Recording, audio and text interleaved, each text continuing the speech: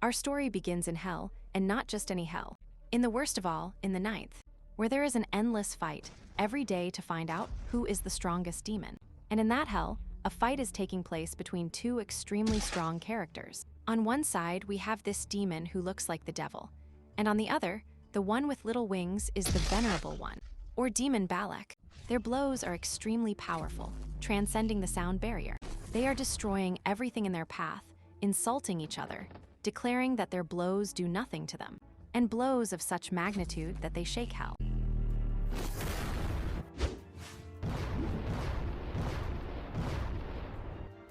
After some tricks from each one, Balak gets serious.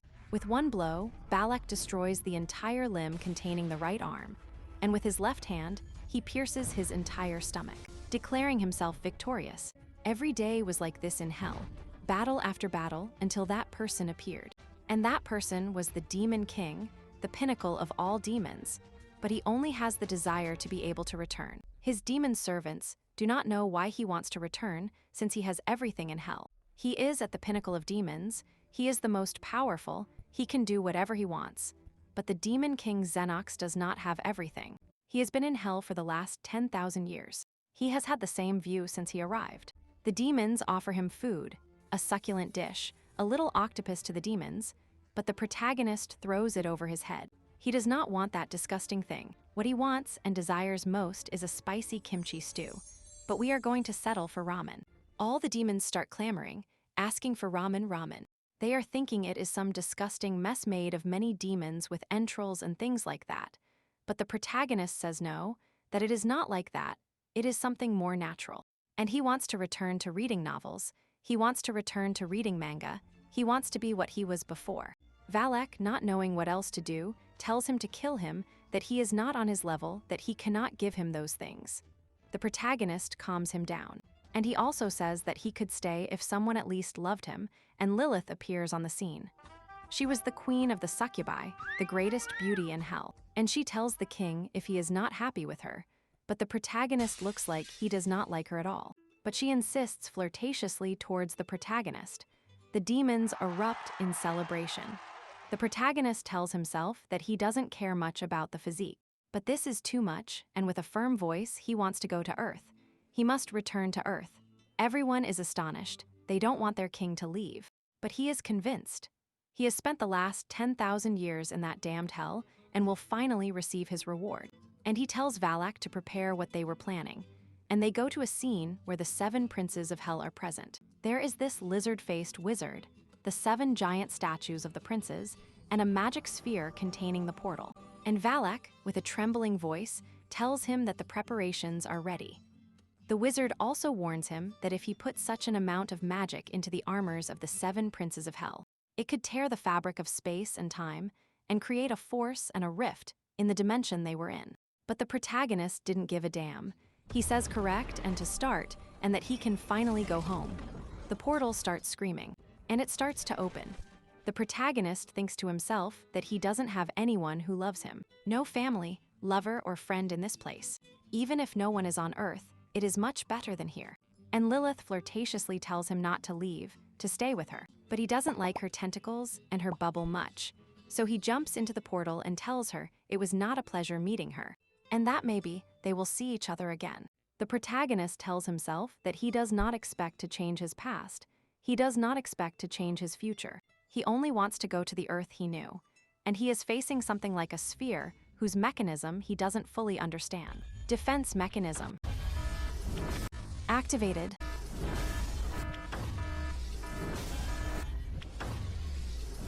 And the protagonist faints after all that. Then he opens his eyes, there is sunlight, there is a green forest. He wonders if it is Earth, and his status card also appears in front of him, which showed some characteristics, and that his powers were sealed, but he heard something. It was goblins, but there were no goblins on Earth when he was there. But he would think about that later. First, he had to get rid of them, and he realized that his magic was weak, but he still had physical abilities. So he uses Zafnok's demon blade and splits them in half, and the goblins start falling one by one. But the protagonist doesn't understand what these monsters are, and that there are also experience points, and it's not just statistics because he feels stronger. and he uses the gluttony skill to gather information. But there is no clue about this world, and a message appears that torments him. His magic has increased by 1 point. He starts cursing life. There is a resource like magic that should only exist in hell, so there is a possibility that this is not Earth. He starts cursing everything. He endured 10,000 years just to want to return to Earth. But a scream is heard, and it didn't sound like a mouse. It must be a human. The protagonist rushes to the location at full speed, repeating to himself that 10,000 years have passed. 10,000 years to be able to come back here. He doesn't care if humans are ugly, as long as they have 2 eyes, a mouth and a nose, and no tentacles. Everything is fine. He found her, 2 eyes, a nose, and no tentacles. The protagonist's cry is heard. She is being stalked by goblins, but the protagonist heroically killed all the goblins in the blink of an eye, creating a romantic scene. Her thanking him, the protagonist taking her hand, him being shy and saying nothing. But suddenly he says, "Please marry me," and she doesn't understand anything. Let's remember that our protagonist spent 10,000 years waiting for a woman, and let's introduce them. Our protagonist is named Kangwoo, and she is named Hansiola. She is also injured, and our protagonist helps her heal. And he also realizes there is a smartphone, so he is effectively on Earth. And it is the year 2023, meaning 5 years have passed since he fell into hell. He asks her why she was so alone here. She explains that she had awakened as a gods player, but thinking she could clear a rank gate alone, and only at level 6 was stupid. The protagonist is confused. Teams, hunting, players. He doesn't understand much about this world, so he will accompany her until she heals to get a little more information from her. He gives her his hand because she cannot walk well. They begin the journey towards the portal. Entering the portal, paradise opens up for the protagonist. It was full of humans who were looking for a team, recruiting, talking among themselves to enter portals, which makes the protagonist very happy because he is back. And he gets even happier because Hansiola invites him to her house to thank him for everything he did with food. But these 2 guards arrive. They need to check the player card. The protagonist is in a tight spot, unaware of the situation, so he will have to use this. It worked, and the protagonist has saved himself this time. And while walking through the apartment hallways, nostalgia hits him. The smell of an old apartment, a narrow staircase, a cold railing, a dusty window. He is finally starting to assimilate it. To think that this whole place is on Earth, and on top of that, he is going to Ziola's house. Finally, after 10,000 years, starting today, he will have a happy future. Upon entering the apartment, he gets a little discouraged because his mother was there, so she really wanted him to come to eat. And Ziola tells the mother that he saved her, that she owes him a lot, so something must be done for him. And the mother thanks him for everything. She tells him to come in, that her house is very humble, but she will at least make him a delicious meal. Our protagonist also asks for the cell phone to check what happened in this world. And we are told about the day of the cataclysm. February 22, 2018. Unknown monsters appear from hundreds of doors that emerge out of nowhere. All firearms are useless. Tens of thousands of people were massacred, and under the leadership of America, a worldwide emergency operations organization is formed. And the first player who appeared from America is also born. And since then, players have been the hope of humanity. And the protagonist also remembers that on the same day the portals opened, he fell into the dimension of hell. But well, those articles are always suppositions, so he has to gather more information. And while thinking about that, the food arrives, and it is none other than the famous ramen he had waited 10,000 years for. Hansiola and the mother are completely stunned, completely surprised. They had never seen anyone eat ramen so lovingly. The excited protagonist remembers his dark past. He accepted demonic energy to survive there. He became a being similar to demons. The demons he had to devour to survive were horrible and tasted like garbage. He repeated this for 10,000 years, and the only thing that kept him going was the burning desire to return to Earth. And tears fall onto his cheek, offering the most sincere thanks ever heard for a plate of food. And Hansiola also thanks him for everything he did. They are very comfortable, but suddenly the door breaks. In the dissipating smoke, a masculine silhouette appears, screaming for Hansiola, filling her with insults, asking who gave her permission to enter the portal as she pleased. But Hansiola, looking like she is not in the mood for games, asks him who the hell he is to enter her house. that she is now a full-fledged player. But Han Tae-jun, that is his name, starts laughing. Sarcastically, he thinks it's impressive that she is already a full-fledged player. Hitting the wall, he asks how a low-level player dares to claim to be a player. Han Seola doesn't want him to get closer, but Han Seola's brother tells her that their father died a long time ago, and that their mother earns entry fees, and that the world is not won by good deeds, and that he will take her to the guild right now, that she will continue to be useless if she doesn't join his team. But Han Seola bites his hand to make him let go. The brother becomes furious, gives him a speech about how he thinks he can survive in this world just by doing good deeds, how he thinks that this world is easy to live in, that she should just come with him quietly and she will become an offering, that she is a full-fledged player, so they will have to fight among themselves. The embarrassed mother intervenes, taking his hand and explaining that she will do better. But please don't do this to Zeola, but he hits her and tells her how dare she bother him, not to touch him. And he accuses Han Zeola of why she looks at him that way if she is a low level, and he is a phase 2 metahuman. She thinks she is a rival for him, who is an idiot who only has a pretty face. And if she joins the Andra's guild, she will have a better impression of him. But some slurping sounds are heard. Surprised, he sees our protagonist. He is comfortably eating without understanding the situation. The brother threatens him that this is not a restaurant, calling him a bastard repeatedly. But the protagonist is truly enjoying his soup. But suddenly, he kicks him in the chest, knocking everything off him. The protagonist sees everything in slow motion and lets out a scream imploring for the ramen, kneeling with watery eyes. The blonde guy kicking him in the ribs tells him to get up, that he is a wretched loser, but the protagonist with a demonic voice says, "How dare you spill my ramen?" The brother immediately guards, feeling fear, but he thinks he is going to attack the brother, imploring the protagonist with watery eyes to please flee. But the protagonist attacks. The blonde sends a right hook. The protagonist dodges and is about to send a left hook from below. That is an uppercut, but it was a feint, and he sends a knee to the ribs. The blonde sends an attack again, but he dodges again, and the protagonist hits him in the face, and another kick to the ribs. The blonde manages to grab the protagonist's leg, thinking maybe he isn't that strong, but Lee silences him with a series of feints and blows that leave him on the ground. The protagonist, beside himself, completely clouded from reality, grabs his head. He asks him if ramen means nothing to him, and he starts slamming the brother against the floor, explaining that kimage stew is a sacred work, and that when he says one, he has to say that kimage stew is a sacred existence. And he starts hitting him again and again on the floor until he says that kimage stew is a sacred existence, as if he truly felt it, as if he loved kimage stew. Later, after several beatings, he tells him never to despise kimage stew again. The blonde, completely beaten up in the kitchen, wonders why they had to meet someone like him who even stole his clothes. And the protagonist, almost reading his mind, tells him that if all that frustrates him, that all that happens because of a damn Kim Kai. And shouting, telling him no, calm down, and the protagonist explains to him that sleeping, eating, and breathing calmly are actions that are already blessed, and that maybe he will never understand.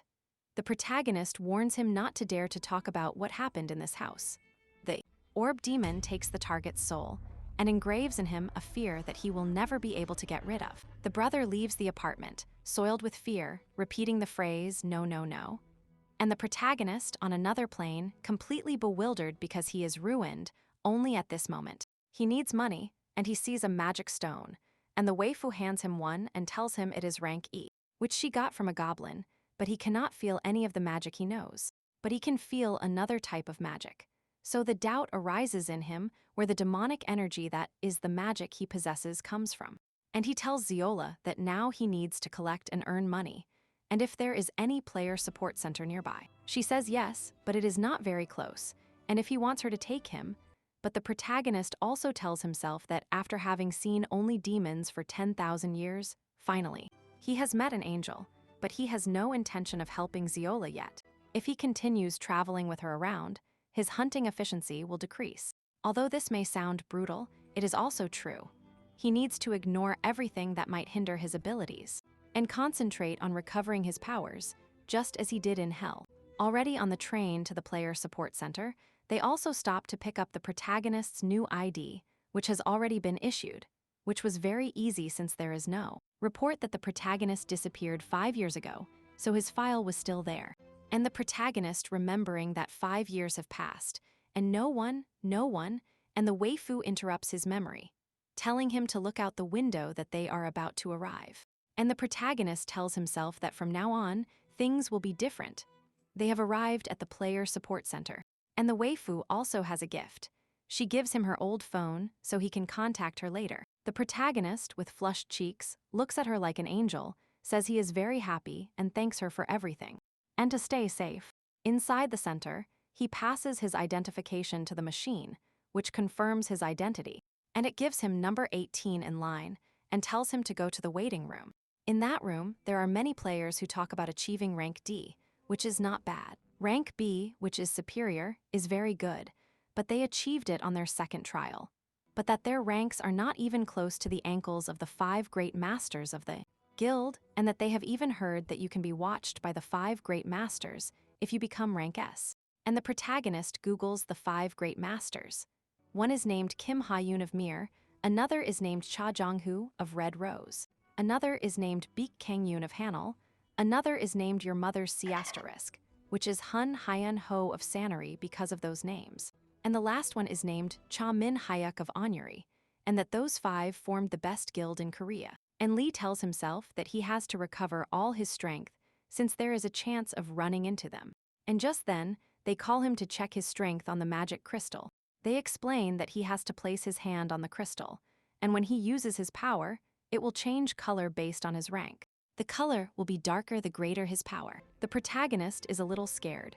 He doesn't want them to find out he is strong, and he has a bad feeling. The young lady pronounces that he can take his hand out now. He is rank F, the lowest of all. The protagonist thinks to himself that he understands his powers are sealed, but being rank F, he doesn't understand it, and with his rank, he can only enter gates of the same rank as him. He's going to get a rank E player card, and he can only enter higher ranked gates with a tutor companion, and he wonders what he must do to increase his rank. Since it's too low, they give him the card, and he leaves, thinking that opening portals and collecting magic crystals to sell is the best option. And the startled young lady assumes he is surprised that his rank is low.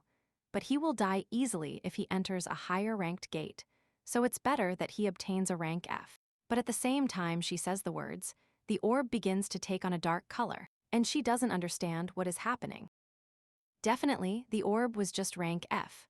The orb breaks from so much magical power, and it's impossible for there to be a black color, because even the color of Baek, who is rank S, was a dark gray color. This suggests that our protagonist is overpowered. The scene changes to where the portals are, and there are many players who ask if there are mages. If there are healers, thieves are sought, thieves are not accepted. Only ranks D and F are accepted. Ranks D and higher if there is a tank, but the protagonist avoids all that and goes directly to the officer. Because remember that they had given him a rank E license, and he asks if he can enter the portal. The protagonist enters the portal and is happy because he thought it would be like hell. But it is not like that, so he will start looking for the first monsters to gain experience. But a shadow behind him says, "Hey bro, are you hunting alone in this gate?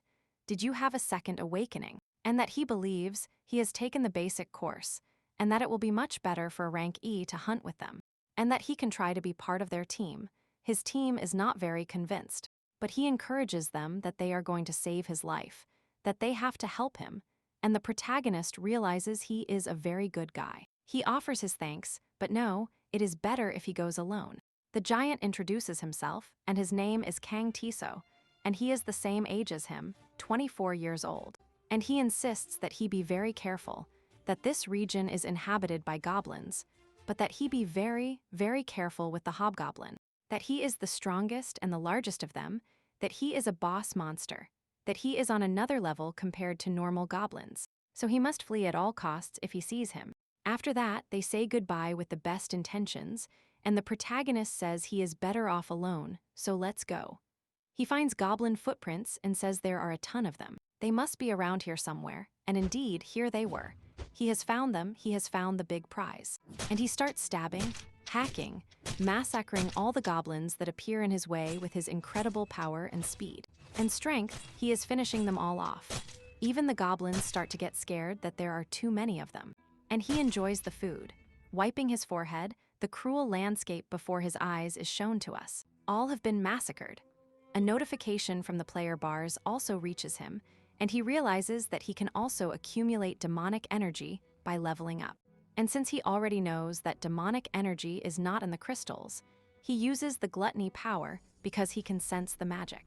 The source of this demonic energy is not the magic stone but the entire body, and the amount differs depending on the moment of death. That is, if he consumes freshly dead monsters, he can gain demonic energy little by little. And he can also sell the magic stones that the opponents drop. And his head fills with thoughts of how many chickens he can eat by selling these crystals. But giant footsteps are heard in the distance, and he realizes that this is what Tiso mentioned. The hobgoblin, which attacks him with a fist full of magic. The protagonist cannot comprehend it. How can a monster use magic? The goblin boss sends a club blow to the pit, which the protagonist dodges with a jump to the left. But the goblin boss predicts it and sends him flying, and without a second passing, he attacks him again. But this time, the protagonist defends himself with the two blades coming out of his arms, and the protagonist tries to counterattack. But upon attacking, his stats are still low, so he has to retreat and needs to find a bigger opening. The boss attacks, and the protagonist dodges left down, right up. The protagonist accepts it, fights quite well using those thick arms, as expected from a boss monster compared to the goblins that he has killed so far. He is on another level, but even so, he is destroying his own territory. And all his subordinates are dead, so it's just his prey. He throws a skull of one of his subordinates at him. He explodes in his anger and gathers overwhelming strength. But not for the protagonist, but for himself. The power has been unleashed on the boss, who screams in anger. He is completely beside himself. The protagonist says that this authority is certainly a buff ability that amplifies the target's power several times. But the price is that a curse turns your head into nothing, losing rationality, and launching random attacks, making them easier to dodge, and thus creating many more openings. Exactly what the protagonist expects. And the protagonist puts his attack into motion, dodging a blow and cutting off his left knee, then dodging and cutting off his right knee, making him kneel and cutting off his head. But he thinks it's frustrating, because that would have been much easier if he had his powers. He asks himself what it means that he has to start over from the beginning.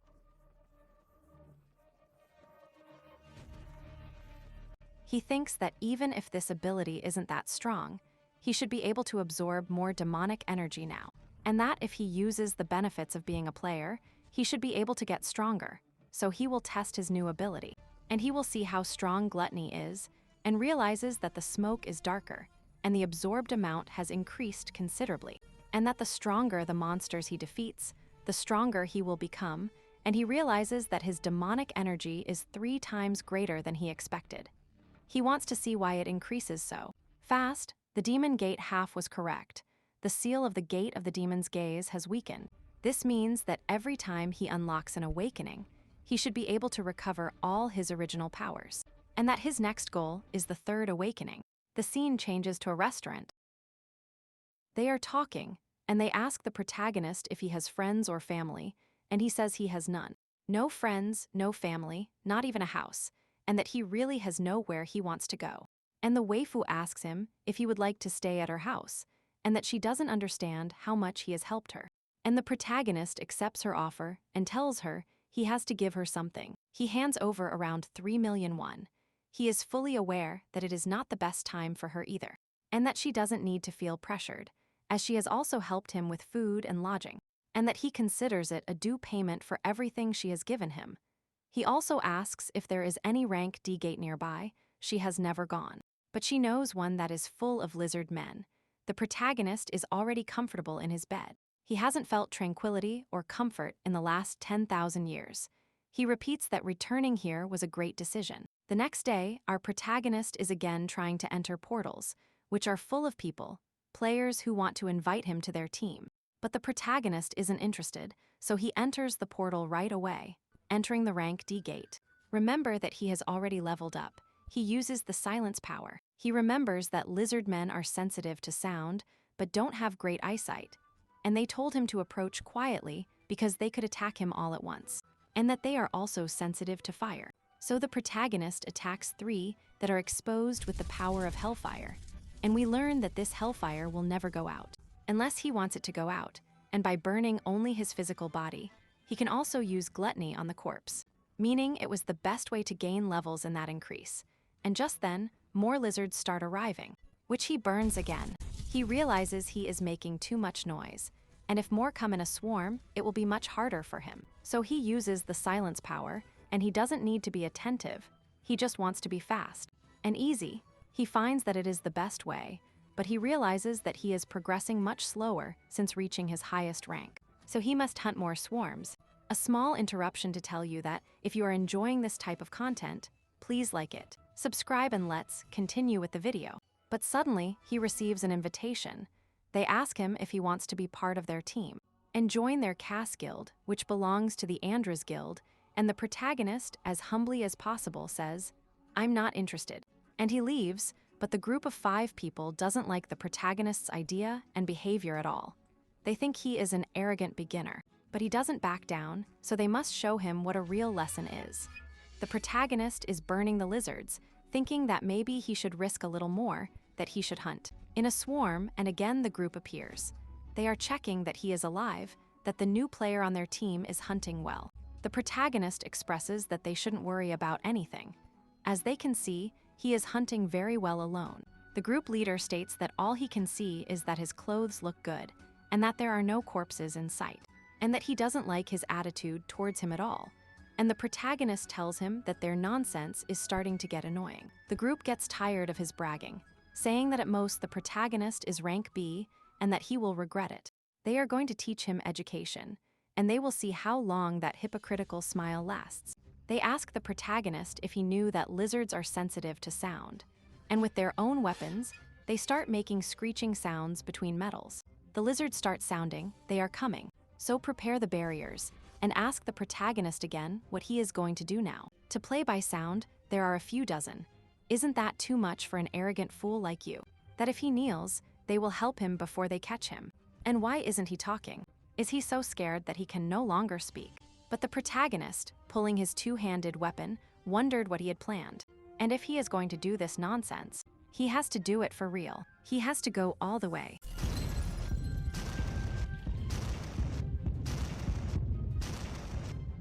After that, they tell him to please stop, that he is a psychopath. Then dozens and dozens, hundreds of lizards start arriving at the location. Between the trees, on the road, in the water, wherever you looked, there were lizards. The group couldn't believe it. They had never seen so many lizards, and they accuse the protagonist of being crazy, that even he is going to die, and with an arrogant voice, he states that he knew about the sound and that he is not going to die. But they will, and they realize that the protagonist is using a skill that controls sound.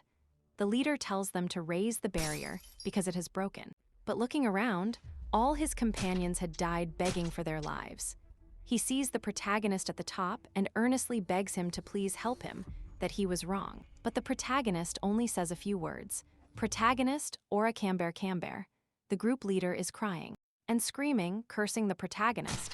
He knows he can't do anything else. His death is imminent. The protagonist paraphrases, "Fight evil with greater evil, and killing intent with greater killing intent." And using his firepower, he incinerates everything around him, and then uses ghoul. He wonders what the Gaia system is, and realizes that it is the system that protects players. He wanted the players' special abilities, but he can't. And the protagonist says it doesn't matter, that the amount of demonic energy he can use is the most important thing of all.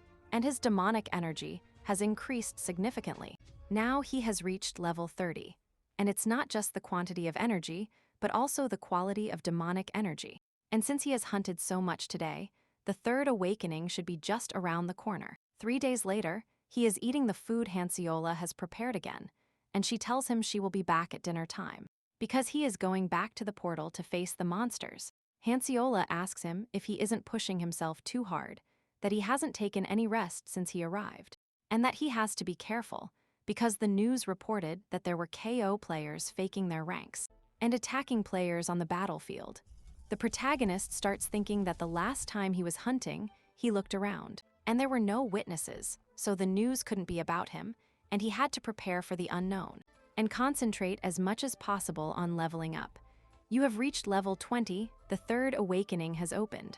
The protagonist wants to test his powers. Hellfire power. He realizes that every time he awakens, the seal of the demon's gaze weakens, and demonic energy leaks through the weakened seal. Third awakening, rank a demon special ability. He also takes a look at the magic stone, which can obtain as much demonic energy from a magic stone as from an entire monster. So he can absorb demonic energy twice as fast with that ability, although he will have to give up selling magic stones, as he earned all he could these last few days. And he won't have to go to the magic market for the time being. So it's fine, and in that case, he will have much more free time, so he will use that time to use his special abilities. Sky power. And thinking about it, he never saw the lizard bosses, but in the distance, he hears a familiar voice. It was Tiso, the good-natured giant, whom they were flattering, who definitely lives up to his appearance. And he is more tenacious than they thought. The protagonist from afar doesn't understand. This certainly isn't a normal situation since there is a person lying on the ground. And Tiso is tired and badly injured. Tiso shouts why they were attacking a member of his own team. And they answer him that he was too noisy, that he was going to bring the lizards, and that he should shut up, and that he should stay still, and they attack him with everything. But they realize that he is very strong, and Tiso won't give up. He won't go down easily, and it seems he has awakened a high-rank special ability. But he hasn't awakened his third special ability yet, so he can't beat her. And they are going to end this, and he should raise his shield because this is going to hurt a little. The protagonist thinks he should help since he was nice anyway. He is good-natured, a good guy, but he doesn't have to get involved in other people's fights. But a purple aura emits energy from the opponent's axe, so the protagonist appears immediately. He realizes that they are using demonic energy and wonders who these bastards are. Both think he is just a passerby with those clothes, and that he is very unlucky to have run into them. Since they have already met the quota by capturing the other, they can kill him. The red-haired guy attacks, proclaiming that he will slice him to his heart's content. But the protagonist sends him to the ground with a single slash. The other one asks him what's wrong, what he is doing. But the red-haired guy says something is weird, and the protagonist, with a fatherly instinct, starts slapping him repeatedly. The other guy jumps to defend his friend, but the protagonist, with one palm, uses the power of destruction, grabs the red-haired guy, and wants to ask him some questions about where he got the demonic power from. He slams him to the ground again and tells him to just obediently answer what he asks. Where did he get that demonic energy from? But he cannot say it, but the protagonist uses the power of sleep again. After using the power, he tells him that the guild master. But the companion tells him to shut up, that he is crazy. But the protagonist, tired of interruptions, sends him flying again, and leaves him unconscious and asks him again, "You mentioned the guild, what guild?" They answer him, the Andras Guild. It is the Andras Guild. Their guild master performed a ritual. What ritual? The protagonist asks him, but the moment he answers, his body starts to collapse. Foam fills his mouth. The veins fill with blood and start squeezing. His limbs start spinning. The protagonist deduces that they must have placed a mechanism that kills the target without mentioning the ritual. And from behind, a question is heard, "Kangwoo, is that you, Kangwoo?" And he explains to the companion on the ground that the player named Kangwoo saved them, and that he thought he was in the rank E gate.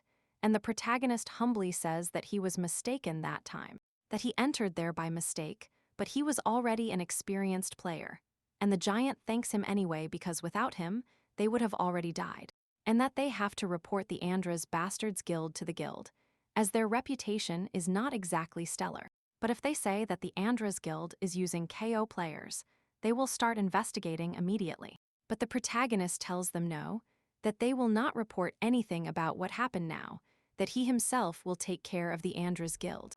And Tiho, as the protagonist asked him, will be very comfortable because he is at his disposal, that he will help him on his journey, and that together they will defeat the Andras Guild and pay for everything they have done, punishing them for their misdeeds with their own hands, and that sense of justice is always in the movies, and that he has fallen in love with our protagonist's sense of justice, and that he will repay his debt to him. He is a great guy, and the protagonist reminds Valak of his former demon, and the little boy next to him also says he wants to thank him, that he is not that strong at the moment.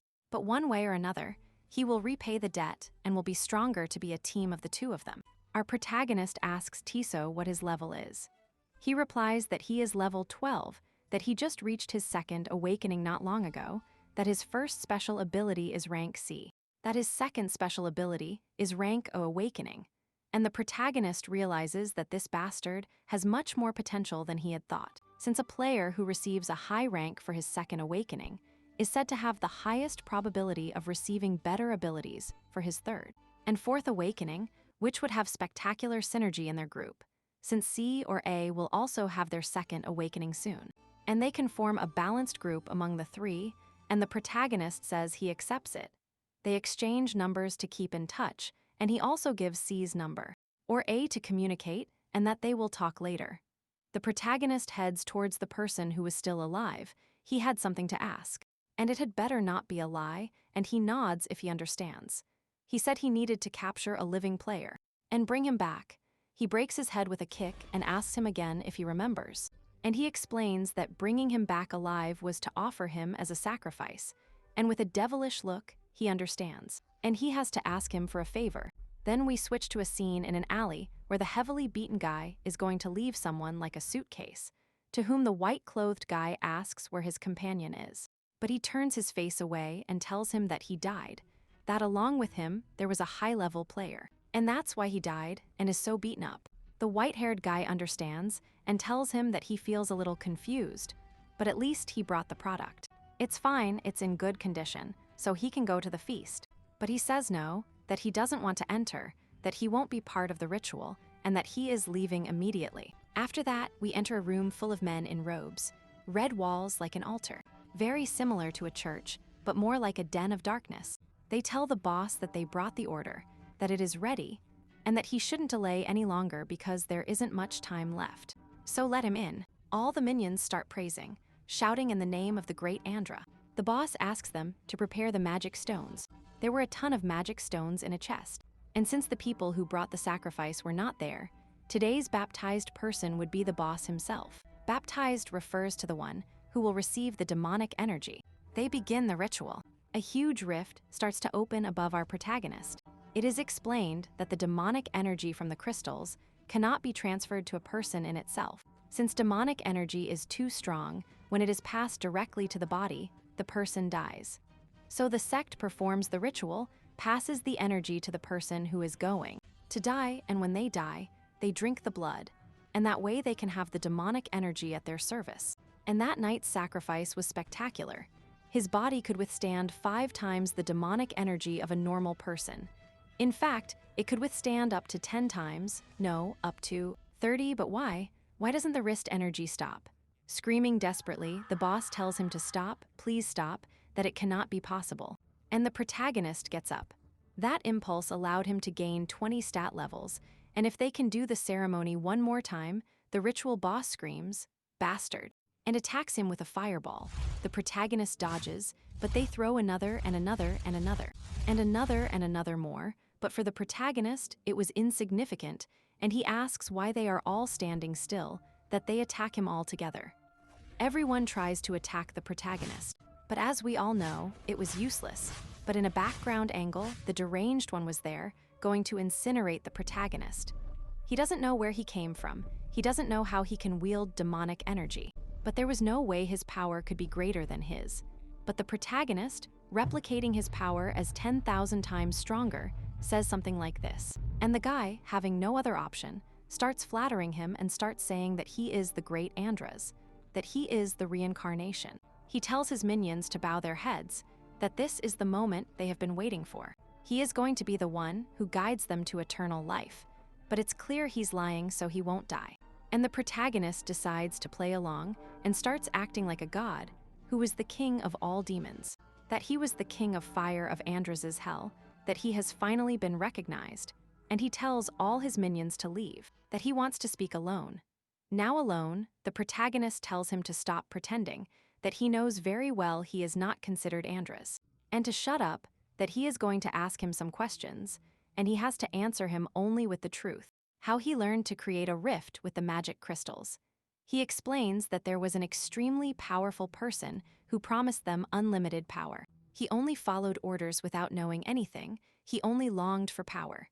He knows nothing about that guy. His orders only arrive via emails. The protagonist, once again, performs the little pony spell that traumatized them, so he would give him the most possible information about that bastard. And he thinks it was a harder day than usual, so he is going to rest at his little house. He arrives home, and Ziola is very upset. She had left him about 50 missed calls, and he hadn't answered her. And she was very worried about him. She had also prepared his favorite food and had something to tell him. She had her second awakening, and the protagonist thinks that at this rate, they will be a great team. She tells him that, and he does too. He tells her that for the moment, they cannot go together, since she is at a very advanced level for her. But he has a friend who can go with her, so they will have to get strong together, and with the plate served, the protagonist is happy. He doesn't know who they are, they don't know why they act like this, but he will protect the Earth. He will save this world no matter what. The next day, the protagonist is at the player support center. He is trying to get the rank C card, but this one takes a day to process, so he's going to take a walk, and now that he thinks about it, he hasn't had a break since he arrived on Earth. He knows nothing about that world. He wonders what he should do while resting and sees a peculiar little place. It's in a gamer cybercafe, where he can order food and also play. He is going to play a game called Rhythm Legend, which I think many people know. He starts playing and does everything wrong, but he thinks he is doing everything right. He writes in the chat asking them to please learn from him, that he knows how to play very well, and gives some advice. He is eating and doesn't realize they are cursing him out in the chat, but he is completely happy eating. And a shout is heard. "Stupid bastard, and why does he play like that? Why did we have to get a noob in our match right when I was about to level up?" The protagonist doesn't understand anything and looks at her like, who is shouting like that and why? And out of nowhere, for free, she tells him that she feels quite bad about the match, so don't look for her. That he should leave because she doesn't feel like fighting. But she sees that the troll in her match is the protagonist. And she repeats to him that he better leave immediately while she is being polite, and she tries to grab him. But the protagonist easily dodges her. She tries one and another, and another and another, and another time more. But she can't. He asks her if the Merguild sent her, that she doesn't dare lie to him. But the protagonist ignores her and leaves. She follows him, but he shows her his license and tells her to stop bothering him, that he is a beginner, so she should be nice to him, as he almost died. Outside the building, the protagonist feels weak, but at least he has the reflexes that he acquired through years of experience, and he didn't expect to meet a person of a similar level so quickly. That in that instant, he felt very cornered. On a different plane, the red-haired girl calls her contacts and believes she has found a worshipper of the demonic religion, who seems to be hiding his identity, but he is very suspicious. He is too strong to be rank D, and based on those reflexes from his skill level, he could easily be the manager, or the leader of the demonic religion, and that bastard is definitely stronger than her. The protagonist, wanting to enter another portal to get stronger, is stopped by some guards. They are restricting entry. Only people with rank C and in a sync groups can access it since a boss appeared inside the portal. And when the boss appears, solo play is prohibited. The protagonist realizes that rank C gates definitely give off a different atmosphere than the lower ranks. The team setup is much nicer. The inspection is much stricter. There is an atmosphere of uncertainty, stillness, fear, and anticipation. And the protagonist knows that adding a spoonful of rage would be completely perfect for him to enter the portal. A player approaches and injects him with the power of rage, and he begins to give a speech about why they are always like this. That even in middle and high school they were beaten by bullies, but by becoming players, they finally possessed a glimmer of hope. But at this moment, they still have to submit to the will of the monsters. Another one jumps in saying he is right, that they can massacre them all. Another one further back says he won't forgive them, that the sons of bitches killed his brother, so he is going to kill them all. And a revolt begins among all the players and teams waiting behind the portal. The guards had never seen people so animated to face a boss. And the protagonist, taking advantage of the disturbance, enters the portal. The atmosphere of this portal is completely different from the previous one. At first glance, it can be seen that it is very wide and will cause him some trouble, as finding the boss will be a bit complicated. But now that he thinks about it, he can use an ability he hadn't used before, observation power. With this power, he can see everything around him that has life. and he manages to find the boss. The only bad thing is that there are a ton of soldiers, but he can use the players to his advantage. He will make the players take care of the small ones, and he will go for the boss. The protagonist puts himself in a good position and will start the attack. The protagonist is surprised. The boss died with a single shot, and he thinks the boss was very weak, but he realizes that that he was strong, but he was on a totally superior level. He was going to hunt as safely as possible, but he will change his plan. He feels totally powerful, and he attacks all the trolls nearby. In a single second, the protagonist goes from being behind to being in front, slashing each one of them, using the power of the blade, which causes internal explosions. And for having killed that group of trolls, he levels up twice and has acquired a rank ability, which he will test with the Saiyan, dropping a drop of blood between his nails. A wave of demonic blood expands, and whip-like cuts start to appear, and severing the trolls. But although he used the ability, he also used all his powers and crystals to level up. He only managed to go up 2 levels.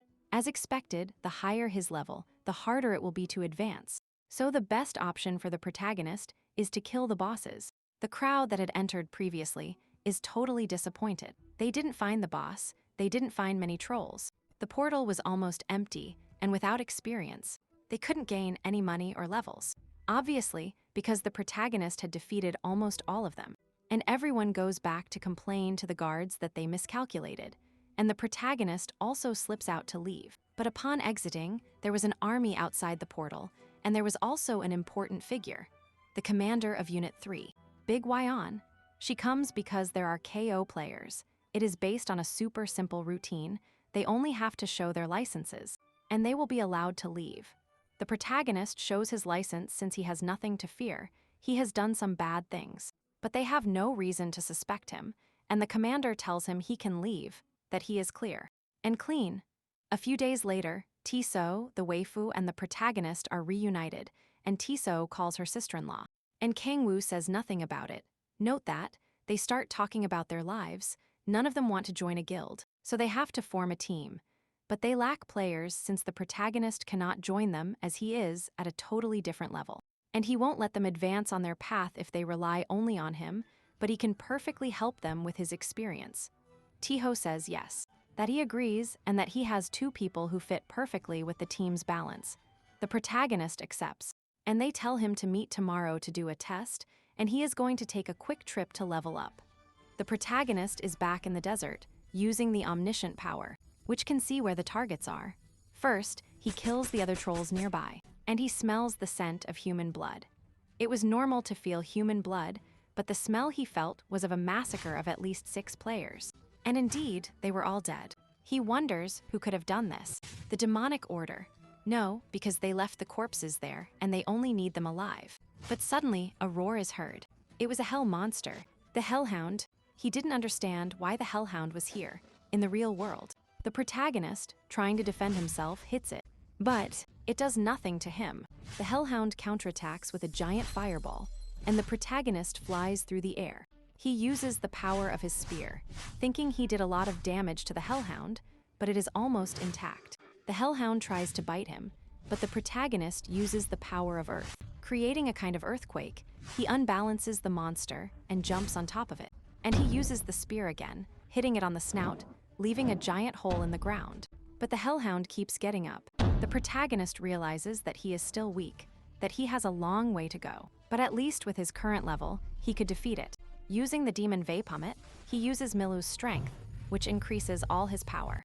The demon also attacks with everything it has, and the protagonist lands a punch on its jaw and sends it flying.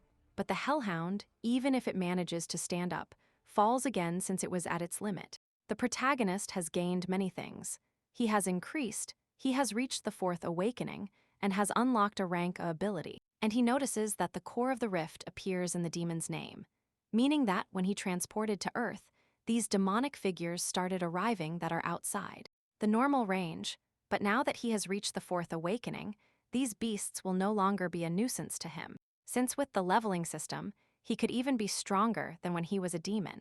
And when he is leaving the portal, he runs into the red-haired girl again. The protagonist asks her why she follows him. They didn't even introduce themselves, and she is with him again, and she introduces herself. Her name is Cha Yunhu. The protagonist remembers. She wasn't one of the great masters, and that's correct. She is the master of the Red Rose Guild, and he finally understands why she was so strong. But she describes everything about the protagonist. She had thoroughly investigated him. She knows he was born in 1995, that he was raised in an orphanage and wasn't adopted either, and for 5 years there was no trace of him. She confirmed that he was not a player using a fake identity, and that a month ago he was at the lowest level gates, and now he is already at rank C gates. Therefore, the only thing it can mean is that he is a player with immense talent. He could even have more talent than the most prestigious player in all of Korea, and she was looking for him only to sponsor him.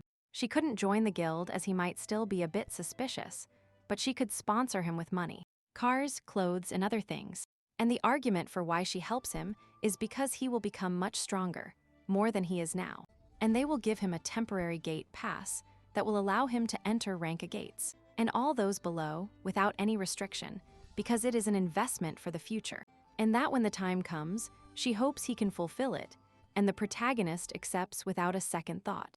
This is not only an opportunity to connect with a great guild, but also an incredible opportunity for him to receive an insane amount of financial support. The protagonist asks her if she can get him equipment now since he is entering several portals, and he needs a Zen team, and she tells him yes to accompany her, that she is at Seoul Station. Everyone turns to look at the beautiful car the boss has.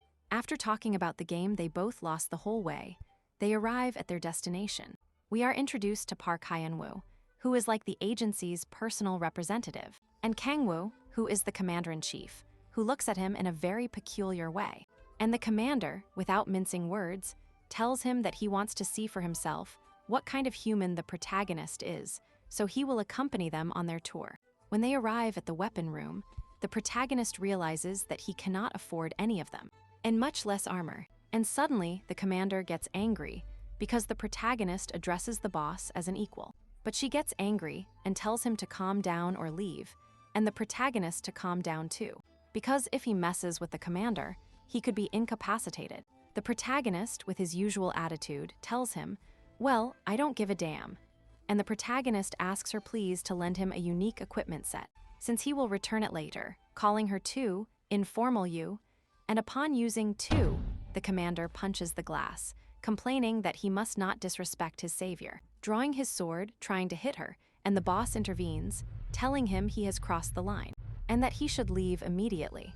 The protagonist asks the boss again if she can lend him armor, and again the commander appears, challenging him to a duel. If he wins the duel, he can take his armor, which is unique rank and has great basic effects. The boss is going to kill him, but the protagonist steps in and accepts the challenge. He thinks it's quite an interesting proposal.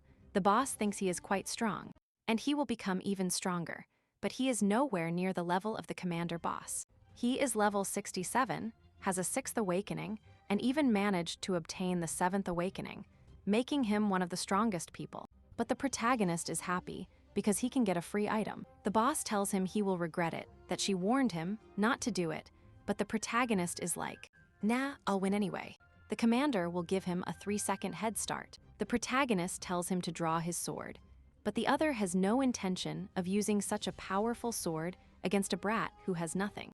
The protagonist, accepting his decision, uses speed power and kicks him hard in the stomach, sending him flying right in the butt. He immediately understands that if it weren't for the armor, the protagonist's blow would have been extremely dangerous. The protagonist starts mocking him, saying he gave him 3 seconds, so why? He was complaining if he was the one who challenged him, so he will face the consequences. The commander cannot lose in front of his savior. He cannot let himself be hit, so he draws his weapon and will give it his all, as the protagonist is a truly strong opponent. He attacks with everything he has. The protagonist admits that he is certainly not weak at all, but that it is not necessary to fight him head-on, and he uses the Shadow's ability that makes him disappear from the opponent's sight, and placing his palm behind his back. He tells him he has lost and uses the Wave Authority, which incapacitates the poor commander. And he repeats with arrogance that he is much stronger than she thought, and he is happy with his new armor. But it doesn't fit his size, so he asks the boss to please take it back. She accepts without any major complication. After the protagonist leaves the enclosure, She thinks he is not human. How is it possible that a player who has been playing for 3 weeks can defeat someone of rank E? And at that rate, a world ranker player could appear in Korea. It is explained to us that the world rankers are 8 players. They are known as the strongest players, not just in one country, but among all players in the world. And currently, there is no one from Korea. Once Baek Kang-yoon, who had the most potential of all and was rank 1 in Korea. He tried to join, but he was not able to become a world ranker. The protagonist, on another plane, is looking at his stats and realizes that his demonic energy is above everything else. It's not saying that strength, dexterity, and stamina help, but his demonic energy is far above normal stats. And that's why he can face rank E players. And if he continues on the same path, he can continue to reach his 5th awakening. The next day, he meets with Tiso and his group, and we are introduced to the 2 people he had in mind. One is named Kim Seon-hyun, who is very handsome, and the little one is named Choi Yoon-bae. As time passes, they start to get to know each other, they start sharing curious facts about themselves, they start flattering each other, they start having a very good connection between them. The protagonist thinks that his team isn't bad at all, it's very balanced. They have a tank, a mage, a healer, and a swordsman, meaning it's perfectly balanced. They will go to the battlefield to see how they perform, and he will only intervene if he thinks it's dangerous. The trolls attack, and Tiso defends with his shield. While containing them, the mage casts a spell and warns that there are 5 more behind them, and the tank comes to the rescue. The waifu buffs them and casts a spell on the trolls, and when they are all stunned, Zihan pierces them with his sword, and the protagonist, watching from afar, gets a little impatient. He will give them some advice. Tiso has very good reflexes but is wasting too much strength. From the beginning, he was throwing attacks at the trolls, and his role is purely defensive. Seola tells him that buffing was fine, but attacking was the least advisable since her powers aren't that strong, and that she has to use her mana to help her team as much as possible. The mage did well, but she can't run around. If she does, the impression will fade. And for Zihan, he had absolutely nothing to say. He is perfectly fulfilling his role. It's impressive. The protagonist thinks he is a genius because he acquired his experience after 10,000 years. But he has it by nature. He wonders how strong he can become. They fight again, and the improvement in his group is clearly visible. But something approaches. It was a demonic wolf. Tiso goes on guard. The protagonist will go to his aid, but Zihan attacks and tells Tiso to step back. When trying to face it, he can do nothing. The protagonist appears, using the power of 1,000, and defeats it with just 1 blow. Everyone is surprised that the protagonist is horribly powerful, but the protagonist notices with concern how powerful Zihan can become. He is too much to just be called talent, and he will use his omniscient power to see what's up, why he is so strong. He clearly has something special. His rank is that he has a skill that can discover called God of Martial Arts. He also has another one called the World Protector. Literally, Zihan is the protagonist of a series.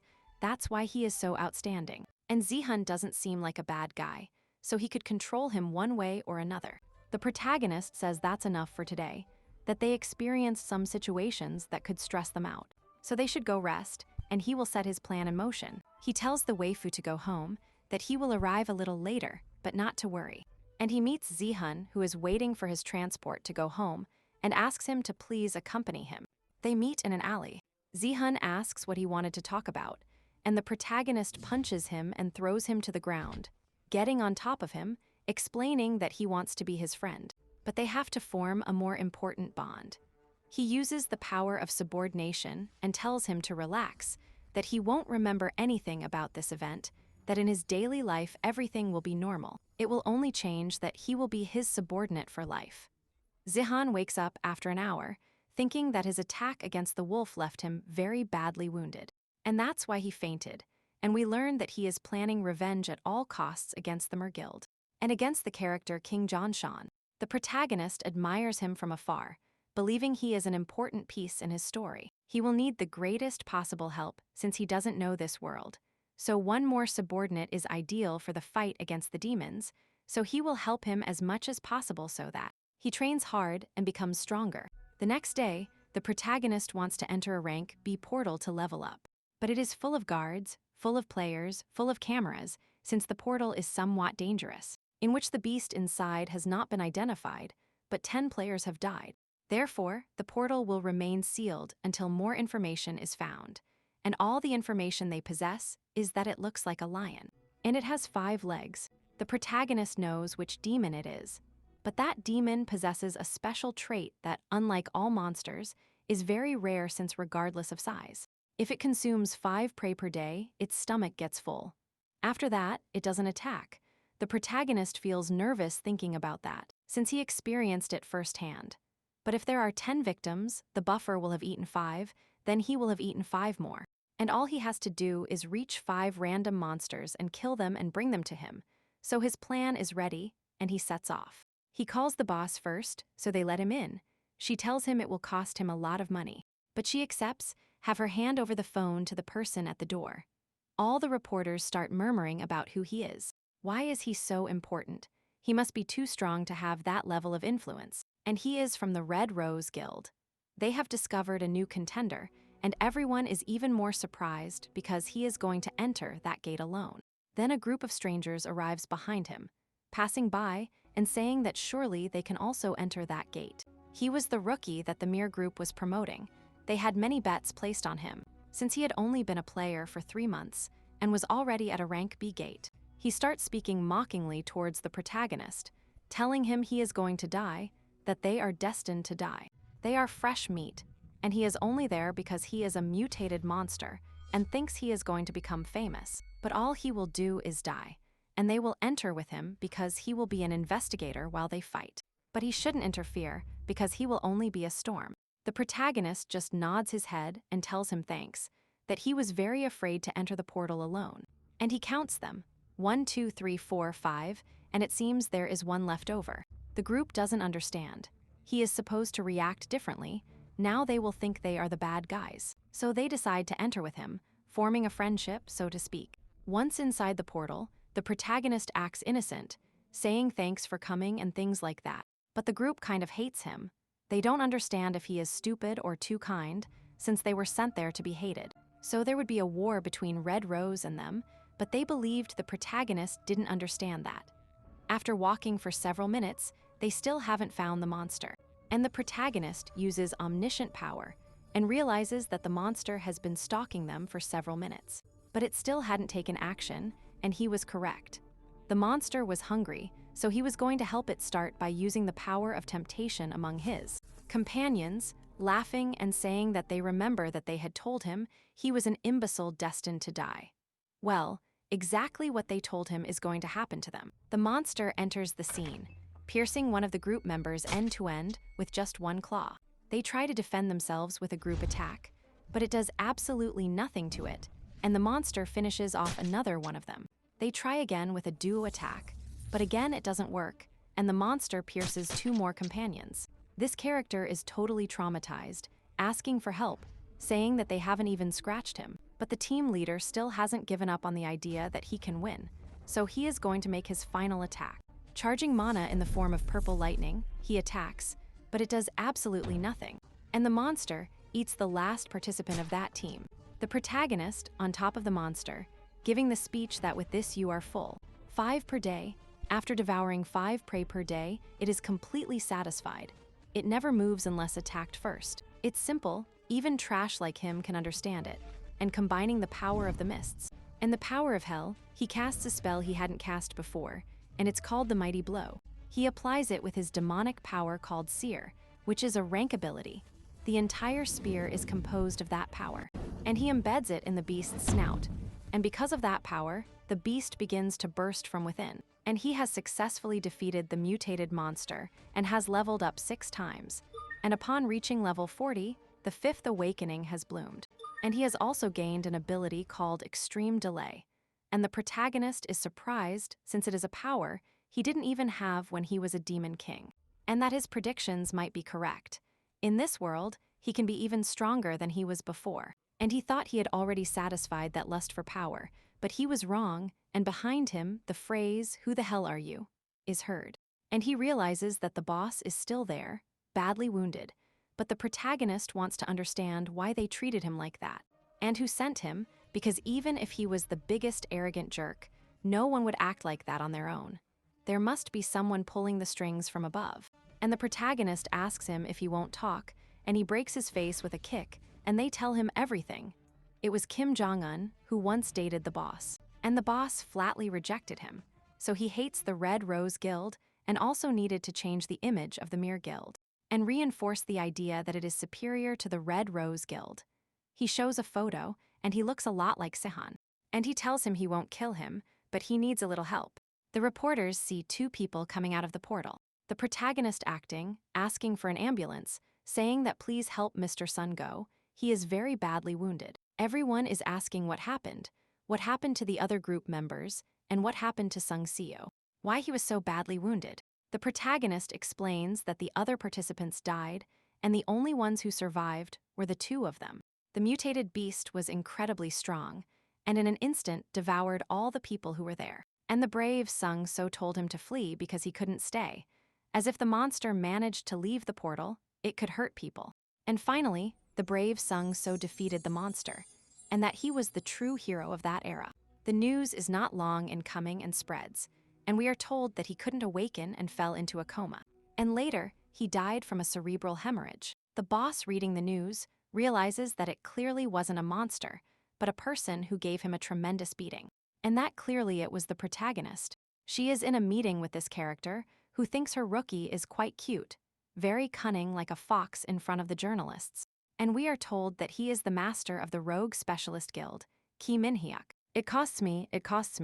They had met to talk about the demonic religion, and that the world would collapse if they discovered that there is a religion that offers living humans as sacrifices. And the protagonist arrives just then, and tells the protagonist that she is clearly friends with the boss, and asks her not to call her madam. After talking with the boss, she gives him a rank S entry permit, but he must not dare to hunt inside. And he tells her that he had heard what they were talking about inside the demonic order. The boss having no other alternative since that information was classified, but at some point, she had to find out. They are demented bastards who offer living humans as sacrifices. They don't know when it was organized or how big they are, so the guilds and the government are cooperating together to catch them. She doesn't know how many members have been sacrificed, and under no circumstances will she leave them alone again. The protagonist feels the boss's thirst for blood. He realizes she is really powerful, and she asks him to defeat them. Although he doesn't have many details, he knows the cult is too powerful, and just being strong isn't enough to defeat them, and whether the protagonist is going to help them. But if he wants to refuse the mission, he would understand it too, and he tells her not to worry, that it is his duty to want to help her. And inside, he thinks he has won the lottery because the closer he gets to the religion, the more demonic power will come to him.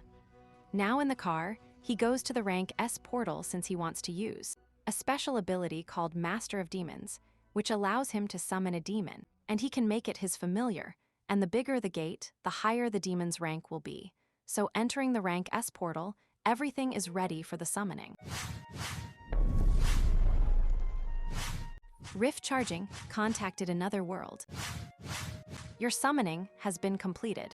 The demon is being summoned, but it is from another continent, the continent of Aliner. The demon has been successfully summoned, and it is the daughter of the demon dragon of Kargeth.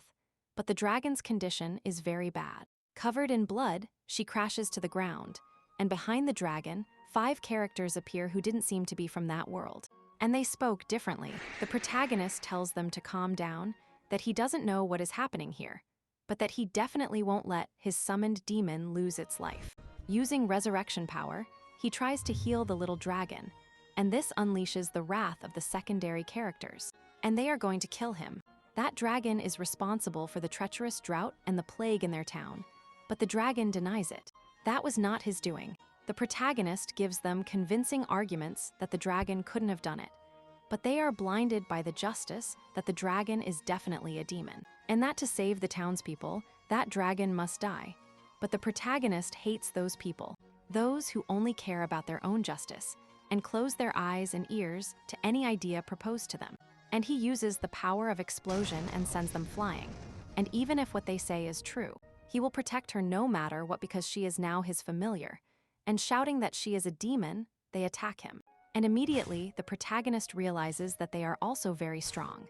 Again, he uses the power of explosion, and they use iron wall and barriers to counteract the protagonist's power. But the protagonist, dodging everything, goes towards the swordsman who uses blade storm in front of the protagonist. But the protagonist dodges everything. He knows that if he hadn't had the fifth awakening, facing them would have been very dangerous. But the protagonist fakes a move, hurts their knees, and throws him to the ground. The swordsman tells his group to retreat, that he is too strong and they cannot win. It is revealed that the protagonist always had to fight like this to survive. There was no room for empathy or mercy. In hell, emotions were just a problem. But suddenly, this mage appears and tells him to forgive them. She begs him to kill her instead of him because she loves him. She regrets the situation in which she is telling him this, but she will do anything to keep him safe, and the protagonist continues, "And what do I care? Stop the drama. If you raise your weapons with the intention to kill, you should be prepared to die." But the Gaia system interrupts everything. There was an error in the system, and that all foreign entities will be taken to their world. And the protagonist scolds him, asking why everything was calm before he won. But he is also happy because the dragon he summoned was still there. And it seems the mechanism hasn't been able to do its job for about 2 or 3 weeks, and he figures it out.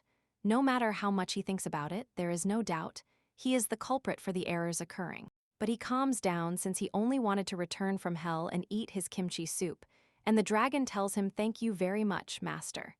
The protagonist has some questions for him. The dragon tells him that the continent of Alinar, according to Echidna, is a completely different world. The largest country is Arnon. It is a world of fairies, monsters, and dragons, and the two of them go to the department. We learn that the little dragon also has the power to shrink, and that she used to live with her father, but one day he left her alone and disappeared. After that, a long time passed alone, and that she seriously did nothing, caused no plague. She repeated it many times to people, but they never believed her. But the protagonist also knows that look very well. For as long as he can remember, he grew up in an orphanage. The desire to know his parents was a luxury. He just wanted to be loved, he wanted to be taken care of, and for someone to recognize his existence, and at least he will believe her. Now in the apartment, he is asking for help since the waifu is very excited about her. And the dragoness's name is Echidna, but we will call her Chimyul. The waifu updates her on her life. The group was doing very well. They had reached the third awakening, and it was all thanks to the protagonist's advice. She was in a place she had never thought of being in and sincerely thanks the protagonist. And he finally feels loved by someone and thanks her back. The next day, the protagonist feels very tired. He woke up later than usual, and he is impressed since Chimwela's appearance was that of a little girl.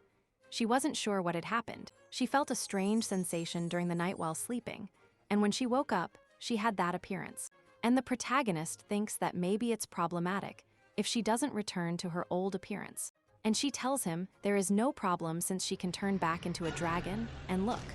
After the event of breaking the apartment, the two of them calm her down. He tells her it's okay, that the mistake was theirs, but that she shouldn't transform in confined spaces again, and that the little girl appearance was fine since they could take her to various places, and the waifu is going to take her to buy some clothes. Meanwhile, the protagonist has some business to take care of today, now at the establishment with the boss. He explains that he had pulled a familiar from another world, and that he had met some people from Alinar, and that due to Gaia's system, they had been sent back to their world, and the boss immediately understands that he wants identification for the familiar. And Beek Guian, the army commander, also appears at the meeting.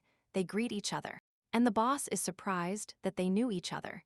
They had seen each other during an inspection in the rank S portal, and that the protagonist was polite and correct. And she is like, polite, correct, what impression do they have of him? And the protagonist also continues with his request. He also wanted an official rank S pass, but they didn't understand why he wanted a rank S pass. He knows what appears in the rank S gate. That are wyverns, mountain giants, giant ogres, and finally the Quoro, hide skin. And from what is shown, it's like a monster that is above normal, above all species, and that one must never go near the lake. The general interrupts them, asking what rank he is, and just a short time ago, the protagonist was hunting in a rank C gate. But they explain that the protagonist has more qualities than meets the eye, and tell her to be careful since that place is very dangerous. After the protagonist left, they began to talk about the demonic religion. about how finally one of them managed to infiltrate the religion, and that he managed to record a video that is evidence of the contact point, and the contact point is at Wasio Station. And curiously, it is near the Rank S gate where the protagonist is going. In another scene, Chimuela is showing off the clothes they bought for her. The two of them will go hunting at the Rank S gate. The waifu feels a little bad since she would like to go with them, and feels a little unmotivated. And the protagonist tells her that he will join them one of these days to see how they are doing. He wants to see their progress, and the waifu will wait for him eagerly. Now at the Rank S gate, there are 3 things they need to keep in mind. They must not go near the lake. And after luring the monster, he must not get directly involved. He only has to help. And lastly, he must not transform into his original form no matter what happens. And the protagonist starts using omniscient power. And he finds a giant ogre and uses the power of temptation to try to lure it. He activates the power of the thousands and jumps into the attack. The two of them, with their immense strength, clash fist to fist. The giant ogre doesn't flinch even after using the power of the thousands. It is noted that it is a rank S. The protagonist, using the power of the dark spear, pierces the ogre's jaw.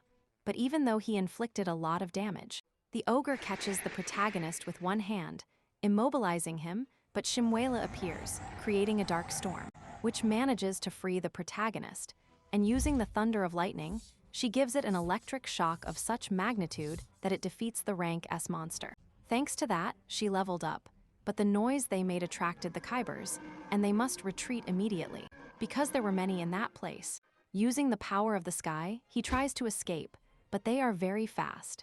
In fact, they manage to grab a piece of Chimuela's clothing, which infuriates her since it was the dress they had gifted her. With so much affection, and the protagonist had told her she looked pretty in that dress, and her transformation occurs.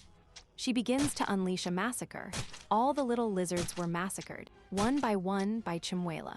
The protagonist was quite surprised. Maybe she is stronger than him.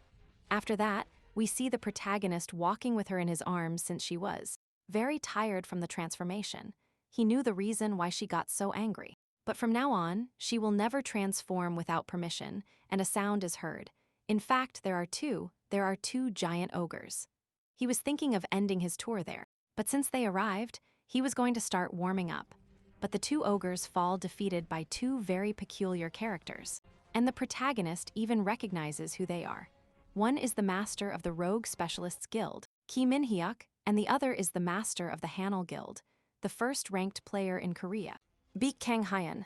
They think the protagonist is obviously a beginner who had entered that portal by mistake, and that they had nothing to thank him for, but that they should leave that place because it was dangerous. And the protagonist says yes, that they are leaving now, and we get a shot of him not really believing the protagonist. In another scene, the protagonist tells Chimuela to wake up, that they are going to buy new clothes. But Chimuela points out to the protagonist that it smells like blood around there. The angle of the person who infiltrated the demonic religion is shown to us based on what he saw inside. There they are crazier and crueler than they initially thought, but he successfully managed to record images that contain shocking information. He didn't have the chance to send the video, but it is on this chip, and someone appears looking at him from above. They had discovered him, already running bloodied down a hallway. He thinks he is at his limit, but he cannot die there. No matter how, but he has to pass on that chip. Crumbling, his body no longer responds, already almost crawling with his last strength. He asks for someone to help him and sees the protagonist as a ray of hope. And he asks him, please, to hand it over, losing consciousness and his life. The protagonist doesn't know what is happening and is going to find out what that chip is about. Using omniscient power, he realizes that the player is level 52 and even has a 6th awakening. So whatever that video contained must be very important. But what that video contained was an explicit video. He didn't understand why that guy had given it to him with such determination. And he was excited because he was watching a video for the first time after 10,000 years. But multiple people appear on the scene telling him that since he ended up watching that, they cannot let him live. The protagonist thinks that since watching explicit videos really implies death, the only thing he knows is that they are trying to steal that video from him, and he will protect that video with his life since it is his first explicit video after 10,000 years. Everyone attacks together, but the protagonist, using the power of speed, manages to stop them. They realize that at this rate, they will all die. And to release their powers, they all start releasing the demonic energy from their bodies. But the protagonist knows very well how to defend himself. Everyone wants to bolt now. They are facing a real monster, but it's already too late to listen. Using his index finger, throwing blood on the floor, whips emerge to massacre the remaining people. Everyone has been defeated, and no matter how many times he watches the video, it remains an explicit video. And that's it. And just then, the boss and the commander appear above him, asking him what he was doing there and what had happened, and if by chance he had seen a memory containing a video. And that video contains something very important to them, and that they need to use it immediately. The protagonist, completely blushing, asks what for, looking aside, indicating he understands nothing, and hands it over. And he also explains the situation of how he experienced the event. As soon as he received that video, those guys started attacking him, and honestly, he has nothing more to say. Only that happened. And the boss screaming what the hell that was, blushing, telling the protagonist that he had changed the original video. But the commander tells her no, that it's an encrypted video, a fake video. They have to decode it to show its true meaning. But why hadn't she told him if he had seen it before? That it was a damned one. And Shimura appears, telling her not to be so rude to him, and the protagonist explains that she is his familiar. The boss doesn't believe he would go with her, since she imagines him with a terrifying familiar and things like that. Everyone will go to Warring headquarters to see what the message contains. At headquarters, he asks his subordinates to start decoding the video, and if he can contact Chan Hyun-hae. That person is so powerful that no one can face him, except Baek Kang Hyun. But he wasn't there for the moment, he was in Japan. With the video decoded, two people are shown to us. One person who is the most important, called Cardinal, and that there were 3 weeks left until the summoning. And looking at the camera, he discovers there is a rat here, and the video ends there. The protagonist can make 3 deductions based on that video. He might be the head, but there is one above him because they call him Cardinal. Secondly, they are preparing to summon something. And thirdly, there is a guild sponsoring them, and he asks the boss and the commander to find out which guild is helping them. He gives them a series of arguments that are quite concise, and he convinces them. They are surprised by the protagonist's deduction, but they still don't know how to discover the guild, since now they will be quite cautious about what recently occurred. The protagonist proposes bait, but the Red Rose Guild won't put any of its allies. They already suffered many casualties, and they are not willing to give up any more companions. But the protagonist has a perfect being in mind to be the bait, and he knows that the demonic order won't be able to resist him, as they won't be able to control their hunger for power. And the perfect person for this role is none other than Zihan, who is taking care of his sick mother every night. And the protagonist looks at him with a pitiful face, thinking that he definitely behaves like a main character, and that his plan is going wonderfully, better than expected. A series of rumors were published that Chon was a legend, had many aptitudes, and they were perfectly spread so that they wouldn't realize he was bait, and that the guy named Park Woo was a genius, who was the head of HR management at Red Rose. And now in a portal, the group is reunited again to enter the house, and they are talking about how the waifu is a little sad, that the protagonist hasn't gone home to sleep in several days and hasn't gone to eat either. Maybe he doesn't like her food anymore. Or worse, he is with another woman, and everyone tells her to calm down, that the protagonist must be busy with several missions since he is very strong, and that now her mission is to give her all to become as strong as the protagonist so she can accompany him. The protagonist starts thinking that he hasn't eaten well, slept well, or seen them for weeks, and he can't wait for the hour to finish this mission. Now on the battlefield, Kang-woo is stopping an attack from a troll, and Zihan appears to deliver an attack, which is enhanced by the waifu, and also fused with an attack from the mage. The team is in perfect sync, and the protagonist is proud of that. But now is the time for the real test. A week has passed since the rumor he spread, and for the demonic religion, Zihan is the perfect sacrifice. So it won't take long for them to come. And using the ancient life ability, he sees 2 people approaching. They have a high level to kill a troll with a single blow, and that they are definitely heading towards Zihan. And finally, they have taken the bait. Another troll appears before the group. They were ready to face it, but the troll falls defeated to the ground. It was the vice director of the Mir Guild, the son of the president of electronics, Kim Hai, and that he is a truly dangerous player with a lot of money. And Zihan asks him what he is doing here and tells him to get lost. Entering Sasuke mode, the vengeful emo, the brother tells him there are some rumors about him, that he had exceptional aptitudes above S-class and that he was perfect for a sacrifice. They all understand immediately. He was a KO player, and Zihan launches the attack, but he is repelled by a single sword strike. And the infuriated brother counterattacks and sends Zihan flying into the wall with a kick.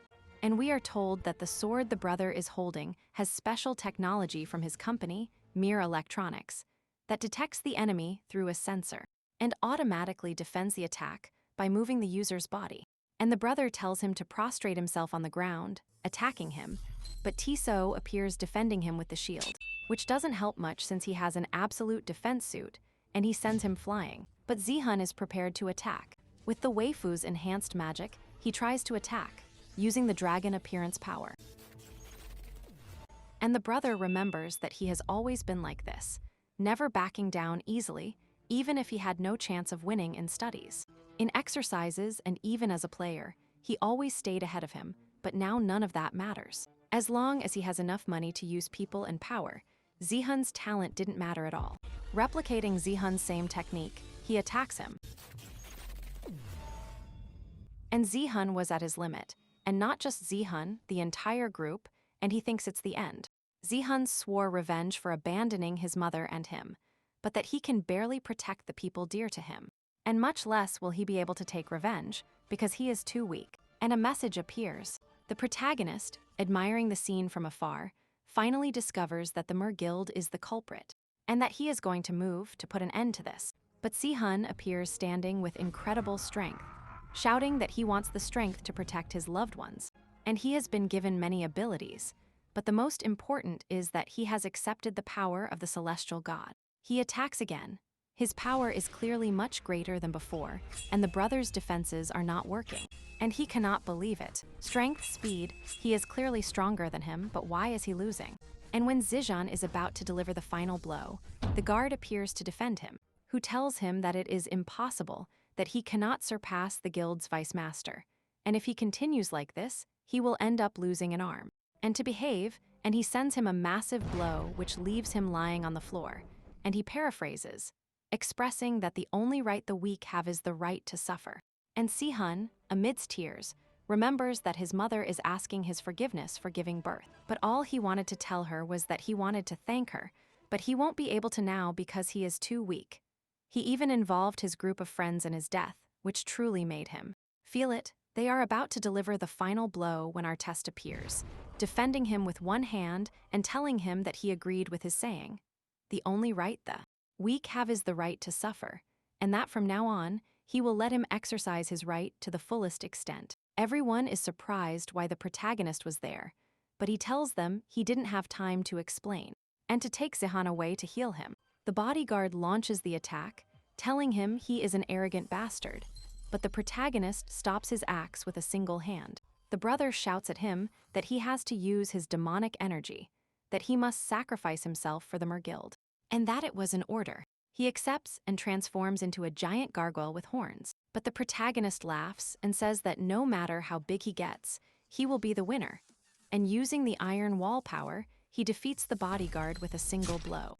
And Zijan's brother thinks he is a ranker and must inform his father immediately, and he tries to escape by running. But the protagonist catches up to him and realizes that what he is holding in his hand is like a type of phone that can contact his father, and that he should call him. And speaking with the head of the Amir Guild, he tells him that his son is trash and that he didn't educate his son well. And if he wants to save him, then he should come to the rank C gate in Mod Khan, and that he knows people like him very well, and that he should come well prepared. And in the background, we see that the head of the Amir Guild is extremely angry. He doesn't know who he is messing with. He doesn't know how foolish he has been by messing with him, and the protagonist wishes him good luck and breaks the sphere with the face of Zihang's brother, who begs for his life, saying he will give him everything he wants. Money, fame, everything he can get. But in the protagonist's mind, only his favorite dish crosses his mind, and that he is busy now that he needs to meet up with his father, and he uses the little horsepower to traumatize him. Now at the meeting point, everyone is gathered. Ziola and the boss introduce themselves. A battle of waifus. Both ask at the same time what their relationship with the protagonist is, and that they will talk about that later. The important thing now is that this brat's father comes, but they don't know if so many people necessarily had to come, because they don't believe the head of Mer will come to this place, since everyone knows it was a trap. But the protagonist says there is no easy war, and the more, the better, and that a father's love is infinite. And that father will definitely come to rescue his son, and several vehicles arrive. It was the head of the Mir Guild accusing the two of them of being after him, but he also asks who the bastard is who spoke to him previously. And the protagonist appears. He tells him he looks much better in person and throws his son at him. Literally, they don't understand why the protagonist threw the hostage, and that his son didn't have a scratch and told him to greet him. The father asks if he is okay and tells him to at least say something, but the only words he hears are someone telling him that he doesn't remember him and who he was. The protagonist had erased his memory, and the boss completely loses his sanity. Activating all his attacks, he attacks the protagonist, but the boss intervenes, using her legendary armament, which are the pink chains.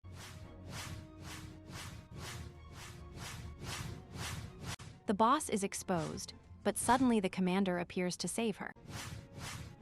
The boss is left with multiple scars, but he won't give up, and he repeats the phrase, "Move one," and again.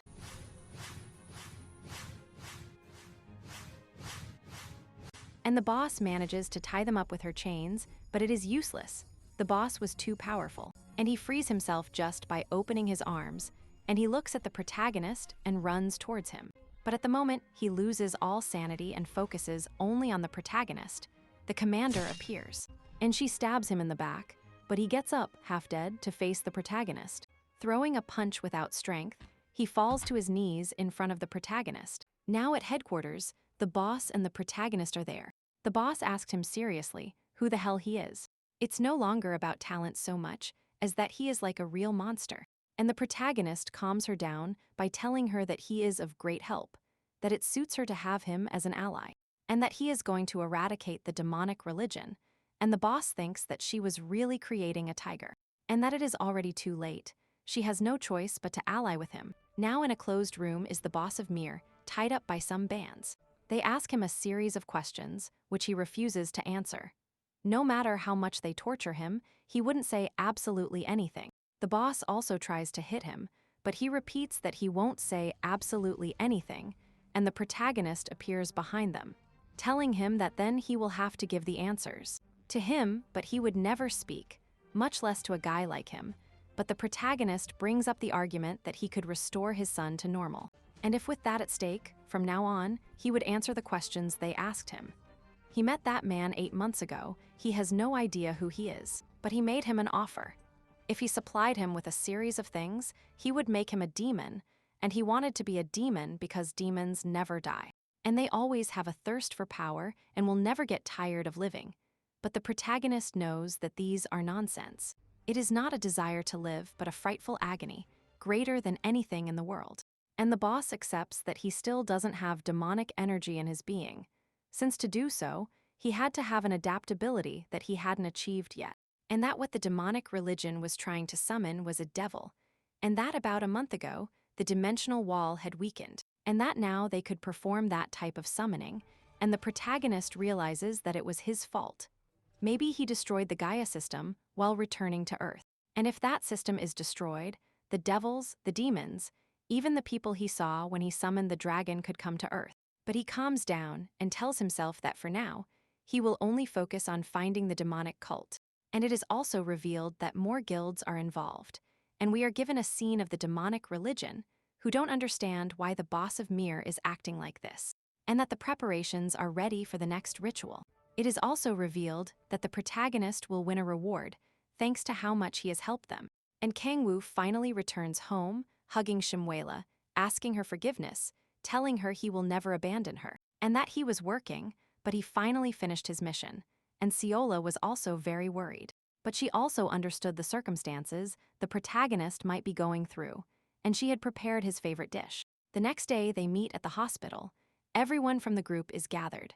The protagonist tells the version that he was following him since he had heard rumors about his group, but Ciola asks him to tell her in advance too. She knows he keeps many secrets, and she thinks he is very distant, and the protagonist asks for forgiveness. He cannot guarantee that something like that can happen in the future, but he will do everything possible so that the people in his family do not worry. And Ciola, with a jealous attitude, asks him that she also speaks informally, like the boss speaks to him. Everyone is watching the wonderful spectacle. They are flirting and about to hold hands, and Chimuela intervenes between the two, asking him please to peel the orange. But it was already peeled, and to remove the white parts, and it was already peeled so. And Ziheng asks what happened to the boss of Mir and his brother. The protagonist tells him that he doesn't even have to worry. They will be locked up forever. Not even all the money they have can get them out of there. And although it was not intentional, he also found out about his situation and that his sick mother will be transported to an advanced facility with medical help. Hanzu thanks him with tears in his eyes and is going to tell them his big secret. Indeed, his awakening is rank S, but he still cannot use it well because he is not that strong. He is not sure how he acquired them, but he received a message from the Gaia system and was selected to be the system's protector. And on May 22nd, they gave him his powers, exactly the day the protagonist appeared on Earth. The protagonist thinks that he is not just a main character, he could even be better than expected, and that he was glad to have him as a subordinate. Then the scene changes. The protagonist and Chimuela are fighting in a rank S gate, and using their combined powers, they manage to defeat the orcs. And finally, the protagonist has reached level 50, unleashing his 6th awakening with his new ability that is still unknown. And Ziola is calling him, telling him that the move is almost complete and that his mother agrees. And the protagonist will go there right away. The four of them change houses. They are in an extremely large apartment, and extremely luxurious, which was given by the Red Rose. The waifu is very angry at the thought that the boss is her rival, since she is no match, and that Chimuela, the protagonist, and the waifu will go out tomorrow. The three of them are at the shopping mall buying and buying, having a great time like a happy family. And they will also stop to eat so the protagonist can enjoy himself. The protagonist literally ordered the complete menu. Everything, literally everything. And when the protagonist is most comfortable eating, the master of the Hanel Guild appears asking the protagonist why. Please join his guild, which will get you a house, a car, and also 5 million won. But the protagonist says that is insufficient and offers more, stating that besides all that, they will give him a legendary equipment. It is explained to us that legendary equipment is extremely rare. That cannot be bought with money, and that the wielder and the weapon must absolutely be aligned. They must share a special characteristic. But the protagonist rejects it again, and he leaves him the card in case he changes his mind. The next day, the protagonist met with the boss and told her what happened. She asks him why he didn't accept since they offered him several things, but he tells her he wasn't interested, that he was fine there. And they also meet the commander, who has a gift for him, which they found while investigating the Mer Guild. And that once, they knew exactly what it was for the protagonist. They are discussing that its effects don't seem very good. There is only one thing that catches their attention. There is a 5-level increase, but it is only for players who have inherent stats. But there are very few players who have stability.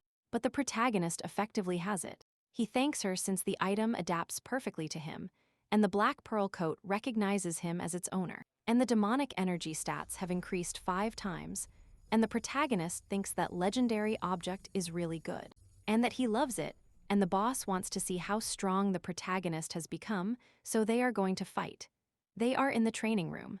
The boss thinks that the protagonist was already very strong, and that he has grown a lot and now possesses a legendary weapon, so she won't hold back, and the commander also desires to see how much the protagonist has grown. And the battle begins. The protagonist thinks that she is underestimating him, so he grabs her cap to obscure her vision. But she attacks him, attacking very seriously since the protagonist is not a normal player, and the protagonist uses the special ability Wrath of the Kraken. As for the boss, she uses her legendary weapon, and the protagonist creates an opportunity with the power of sound. He also powers up with the power of 1000. The boss absolutely needs to defend herself, but the protagonist manages to land his blow. The boss thinks that the protagonist is really a mouse, and the general is extremely angry with both of them, that they don't know when to stop because they had destroyed half of the hall. The protagonist starts thinking about how they could pay for it, and the expenses can be covered by selling the giant ogre's magic stone. Or they can also go defeat a high-rank boss monster, since they drop legendary equipment. And since they are all together, they can go defeat the leather, referring to the Kuro monster. We are told that the boss monster resides in the Lake of the S-Gate. To date, there is no player capable of defeating that monster. The biggest problem is the Kuro's habitat. Since it lives underwater, most melee attacks are nullified, and it also has the characteristic of hiding underwater when attacked, which makes ranged attacks more difficult. Moreover, its skin significantly reduces any magical attack, making it the most difficult monster to defeat. The protagonist knows it will be difficult, and he is not only doing it for money. He tells them that he just achieved his 6th awakening, and we are informed that as a player levels up, they will encounter 2 different walls: the end of your efforts at level 59 and the end of your talent at level 89. And the protagonist is at 59. And the only solution to overcome these walls is to face a powerful monster and surpass their limits. And the boss thinks that she is level 89 and that the protagonist is in the 50s and still beat her. So she will help him and asks what the plan is. And the commander also joins the mission since she allowed them to use the facilities, so they were her responsibility. The team the protagonist has are the 2 of them and Chimuela, but they are also missing one participant who has to take on the melee combat. And the commander has an ideal person for the job. Now in the rank S portal, the 5 people for the plan are gathered, and the person the commander brought is named Ko Hyumbo, who is from the Warring Corps, commander of the 2nd Corps. At first, he treats him like a friend, but they tell him that he defeated the boss, so he starts looking at him differently. And the boss says that the Kuro is about to activate, to take position, but the protagonist says that location is perfect, in the place of the stone giants, but the boss tells him that they don't attack unless attacked. But when they are fighting the Kuro, they will surely activate, but the giants are the key to that plan. They are on the edge of the lake, and all the chains are ready. And the protagonist starts by using the power of sound in the water. And the Kuro is already coming. Everyone be prepared. The Kuro jumps out of the water. It's like, I don't know how to explain it. It's an ugly monster as you see on screen, which counterattacks with needles. Poisoned, but Chimuela makes a demonic barricade so they won't be harmed. And the blonde one, and the commander are ready with the chains. And the protagonist, using the power of the sky, takes the 2 of them into the air and throws them onto the beast's back. They have to embed all possible hooks before the monster submerges underwater.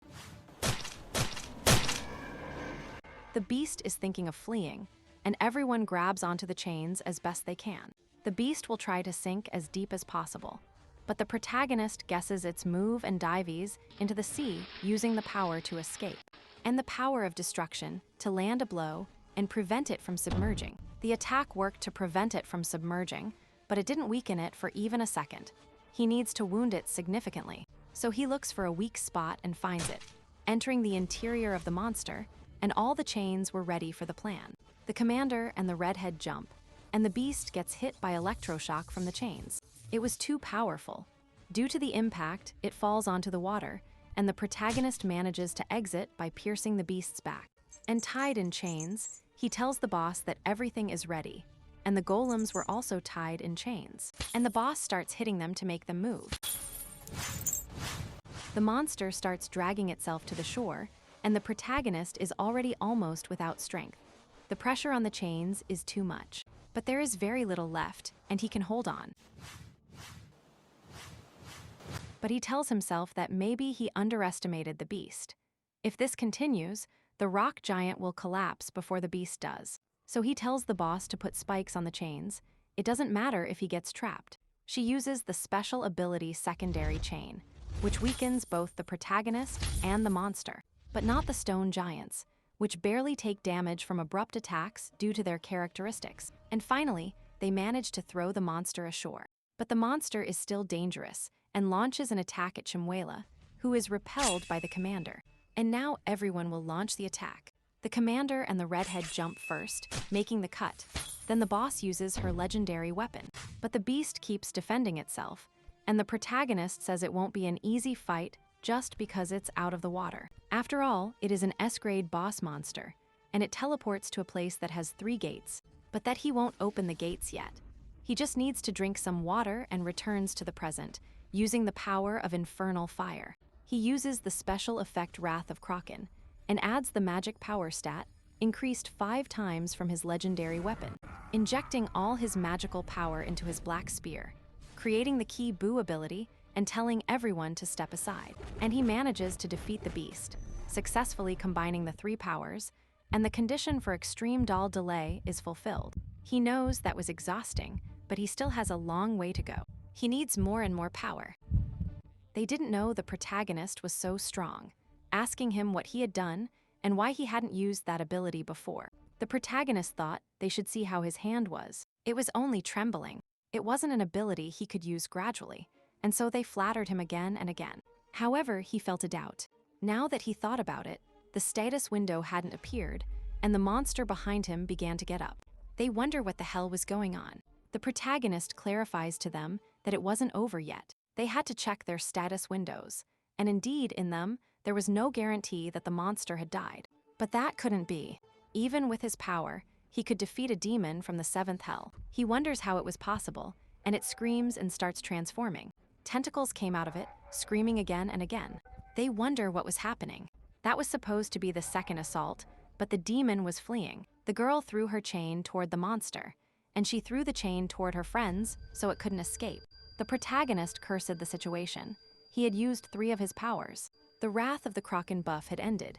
He didn't have much demonic energy left, thinking that maybe he would lose it. But suddenly, Echidna transformed. They wonder why there was another monster, but Kangyo clarifies to them that it was only the little one, and that's how she attacked. She was happy, asking if she did well, and windows appeared, having successfully inherited the S-class monster. The Kuro, giving them the due rewards and flattering the little one, but they wonder why the Kuro had tentacles growing out of it. It was the first time they had encountered something like that. The protagonist doesn't believe it was something special to the world, because he had seen something similar before. When the Kuro started writhing, it resembled the behavior of the demonic order, believing that that damned thing should be nearby, where the tentacles had sprouted. And indeed, he found it. It was a precious gem. Unlike the magic stone, this one contained a high concentration of demonic energy, since magic stones were created internally naturally, but this one had a very artificial surface. He was sure that someone had intentionally created that. There was a high probability that this was the work of the demonic order. The captain believed it was quite probable, feeling they might be the only suspects, flattering the protagonist because he was very intelligent, asking them to start an investigation of the demonic order. Kangwoo, for his part, found it fascinating. Those bastards from the demonic order managed to create such a pure crystal of demonic energy, wondering what he would do if he absorbed it. She asked him to lend it to her to take a picture, but the protagonist gives the power of thunder to the corpse, and the lightning made the Kuro move, alarming them and making them wonder what was happening. It seemed like the monster was reviving, putting them on alert. However, nothing happened anymore, and the protagonist, in an exaggerated manner, asks where the gem was. It had literally disappeared like smoke. What the hell had happened? Making a hypothesis that maybe the stone got smoked when humans took it. And in that window of the protagonist, it appeared that he had absorbed the crystal, raising his stats by 3 levels. He couldn't believe it. He hadn't even increased in 3 days, even though he had killed 100 ogres. That stone was awesome, encouraging them all to search for more creatures, hoping they would have crystals in them. Later, at the headquarters, they were given all the rewards and money for capturing the Kuro. They also reported that they had conducted the investigation and initiated the process of auditing all possible locations where members of the demonic organization might be. And there was also good news, as, from the Kuro's materials, they had managed to build a legendary weapon. However, it would be an item that would increase dexterity, and only a player with internal Kai could use it. After much doubt, the portal expressed that he would take it. He knew a person who could use internal Kai.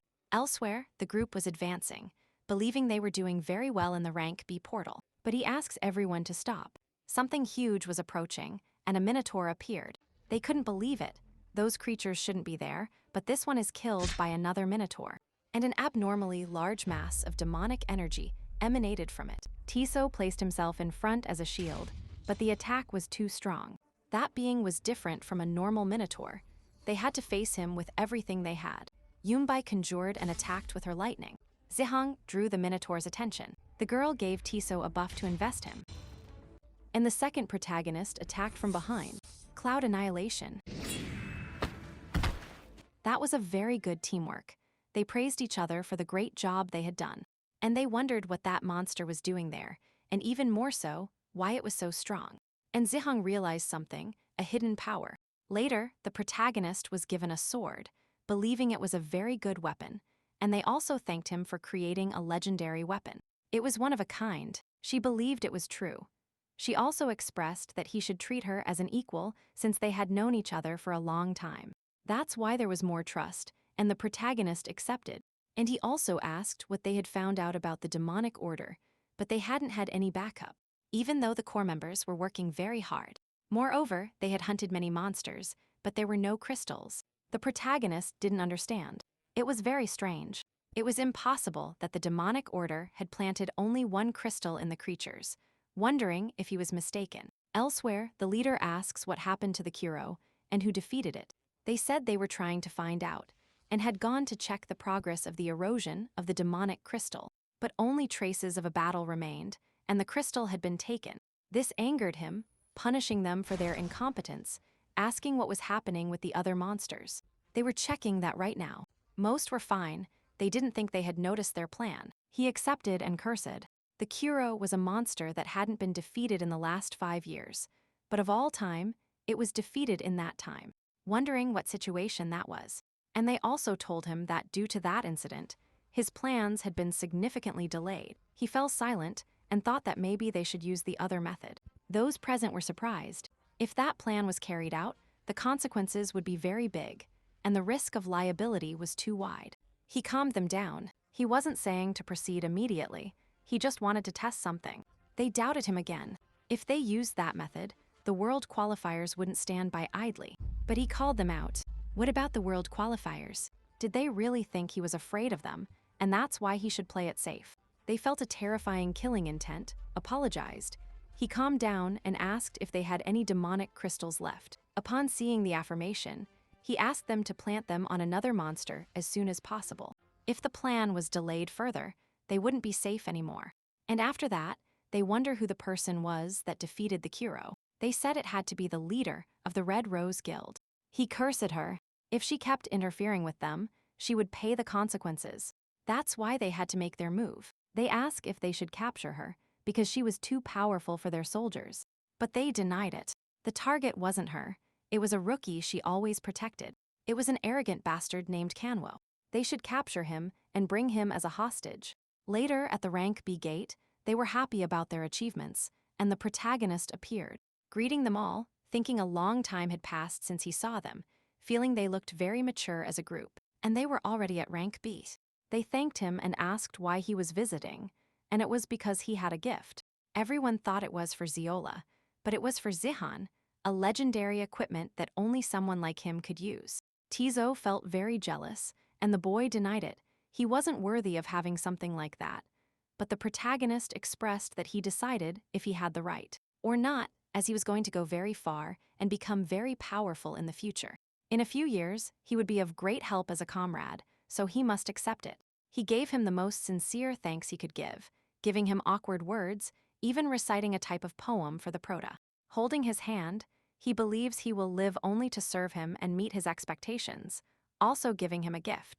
They had defeated a monster and found that object. The protagonist now held his hand, believing they would stay together until the end, asking how he had gotten it. He recounted that they were hunting as usual, but felt a strange sensation, as if there was something giving him chills in his body. When he met him, he had felt something similar. The protagonist gets serious, so that bastard could sense demonic energy, asking if he felt the same when he first saw Echidna. But he denied it. Nothing happened with her, so he thought she didn't feel the demonic energy. Wondering how his sense worked, reaching the conclusion that he could sense the demonic energy for the transformed monsters that had passed through the dimensional rift. He wonders why the system would give him something like that, but if so, he orders him to do something together with an evil look. And so everyone went to their respective homes. Hello, and then it is clarified that starting tomorrow they would go together. He affirmed the three of them would have to hunt for now. However, it would only be for a while. She stayed behind, thinking that if they went to the gate tomorrow, she wanted to accompany them. That way she could level up more and would be useful, but Kangyo denied it. Starting tomorrow, they would go to grade A gates. The monsters would be much stronger than the minotaurs they saw today. Asking her if she was sure, if she could handle the monsters and not be a burden. She apologized, and they clarified to her that they would also be investigating the demonic order. Even those bastards could appear at any moment, even right now. The Proto asks them what they wanted. They refused to answer. They just had to follow their orders, then they could kill them without pain. The Proto laughed. They should stop the nonsense and get away from his car. They shouted at him that he was just an arrogant person. Did he think he was untouchable because he was with the guild boss? They were going to teach him a lesson, attacking him and Ziola, but he managed to dodge and take her away, asking her to go as far away as possible. He would take care of them and come back for her. She blushed, thinking that she also wanted to help. Powering him up, raising 3 points, surprising him, they approached again, believing that this time he couldn't escape. But he asked them why they thought he would escape. The protagonist was surprised. None of his chains got entangled. It was clear they weren't simple rookies, but it was nothing compared to his power. They couldn't believe it. In their information, he wasn't supposed to be that strong. They had to inform their cardinal. They had to leave immediately. However, they wouldn't let them go. They needed to have a deep conversation. And the little horse appeared, asking who had sent them and who the cardinal was. But for the first time, the spell didn't work. He laughed and showed his tongue, expressing glory to the demonic order. They ask the protagonist if he was okay. He explains that was the cursed oath. He feels that if he couldn't find him, he should force him out of his damned cave. Then they told the cardinal what had happened, and that they had failed their mission. They had confirmed the death of all his shadows. They weren't sure if it was the guild leader, but it was very likely. He was hesitant. He never thought he would lose his troops, asking how many fragments he had left. Seeing that they had collected 30%, he felt it wasn't bad. Time was on their side. Everything was going as planned. Returning to the protagonist, they asked if he was okay. He called the guild, asking them to please watch over his comrades with some spy. He had been attacked by the demonic group, and he explained to her that for now, they should stay away. So they couldn't touch her. She felt he was truly considerate. She didn't think that was why he didn't want to be with her. She apologized and thanked him again. She also clarifies that she wanted to become as strong and good a person as him. He promises her that she will become very strong and they can go on missions together. He blushed. He knew she was an angel, asking that they should go home. 10 days later, they had obtained 3 more crystals, with the second protagonist congratulating him because they made a very good job. And so they said goodbye, and he returned home. The girl waited for him to give her food, and thus she rested, reporting that the demonic order had not taken any action, wondering what those bastards were up to. And then, when he goes on a new mission, he receives a call from the guild leader. They informed him that movement had been detected at the S-Class gate in Manhwa. According to the information received, it seemed to be a summons from the demonic group. Jianho and Red Rose were already heading to that location. They were going to give him the address so they could go by helicopter, but he refused. He could move alone. Besides, the coordinates were only a few minutes away from there. Later, the dragon girl went happily because they were going on a mission together again. And they told her that if she turned into a dragon and completed that mission, he would give her ice cream again, and maybe even the whole jar. This excited her, and they headed to the coordinates. He also gave her the power of reflection so that other people wouldn't see her. As they advanced, he wondered how widespread the demonic force was and which guild it was connected to. And so they arrived at Pongha, asking the dragon girl to de-transform. But then she hit someone who was using stealth, surprising them, but they shouted not to attack. Besides, wasn't that a dragon? The protagonist recognizes him. He seemed to be the guy who accompanied Baek Kangyu, Minjok, master of the Onuri Guild. who explained that he saw a strange presence moving, so he had gone to that place. But they silenced him, who had given him the confidence to keep talking. Seeing that they were trying to explain to him, they repeated to him that he should shut up. He had told him he couldn't speak. The protagonist felt that he didn't like a guild master stalking him, so he had to know what he had. He felt he had no intention of listening to him. In that case, he had no choice but to defend himself. He didn't understand him. He only clashed with him once, but he felt his enormous power. He asks him what the hell he was. This one is surprised. He wasn't that strong. If so, he couldn't be linked to the demonic order. And now, he wanted to listen to him. He had to tell him the objective for which he came to that place. This one was surprised. Was he suspecting something? The suspect was him. His growth was too fast for his short time, taking a knife against him. But the protagonist had asked him why he was so curious. Did thieves also fight? Then the scene changes, thinking that they hadn't arrived yet. That's why they had some time. And they had bought him a coffee. But they clarified that he had stolen everything from magic to his coins. And they ask him again to explain the misunderstanding, why he had come to Ponga. He explains that his Onyuri guild was independently following the actions of the demonic order. He had probably heard the term healer bandit. That was the term they used for them, and for the members of his organization, and they treated them horribly, although they were quick to hear rumors and seeking justice. That's why they also knew about the demonic order a long time ago, so they decided that, in addition to the government and Red Rose, they would also pursue the demons, to prove that bandits could also fend for themselves. And when he was approaching them, he found him, and the protagonist told him he believed him, saying goodbye because they had finished talking. But they stopped him. They expressed that he had the same level of skill as the masters of the top 5 guilds. No, he could even have better skills. Asking him why he was helping the government and the guilds hunt the demonic order. He had the same reason as him. He only had one goal, what was best for the world. But inside, he was only thinking about kimchi, and now he left like that. The subject believes that Kangwoo looked like a villain, but inside, he was a good person. And the protagonist believes that there was no better way to absorb demonic energy than from those damned people. And he concludes that the Thieves Guild was not with the demonic order, so only 2 guild masters remained on the list. The Master of the Sun, Ray Guild, and the person Minhyuk was monitoring, Beek Gandayan.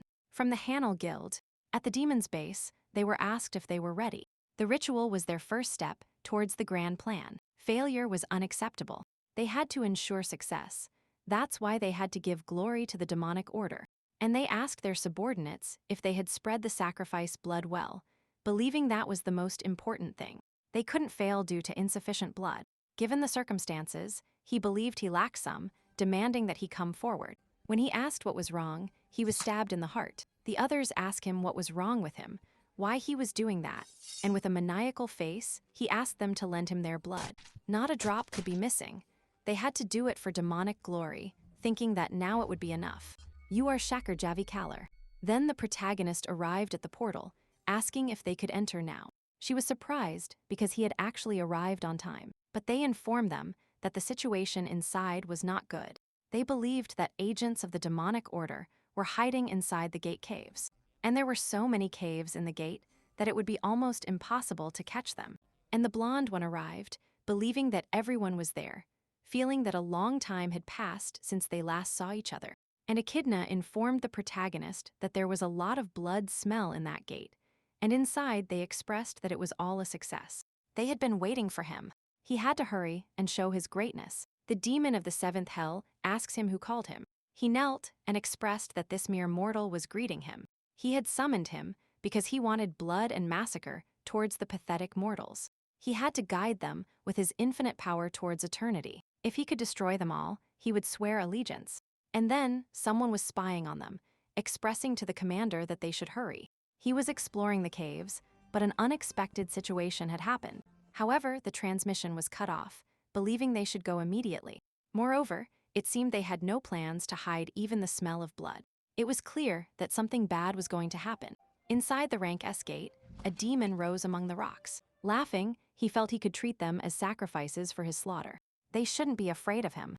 The other players shouted that they should maintain their position until their reinforcements arrived. The demon loved their attitude and attacked right and left. The tattooed bald man couldn't believe it. That was his first summoning, and it had too much power. As the dimensional walls weakened, he could summon a stronger demon every day next time, and everyone would be at the feet of the demonic order. The demon thought it wasn't enough.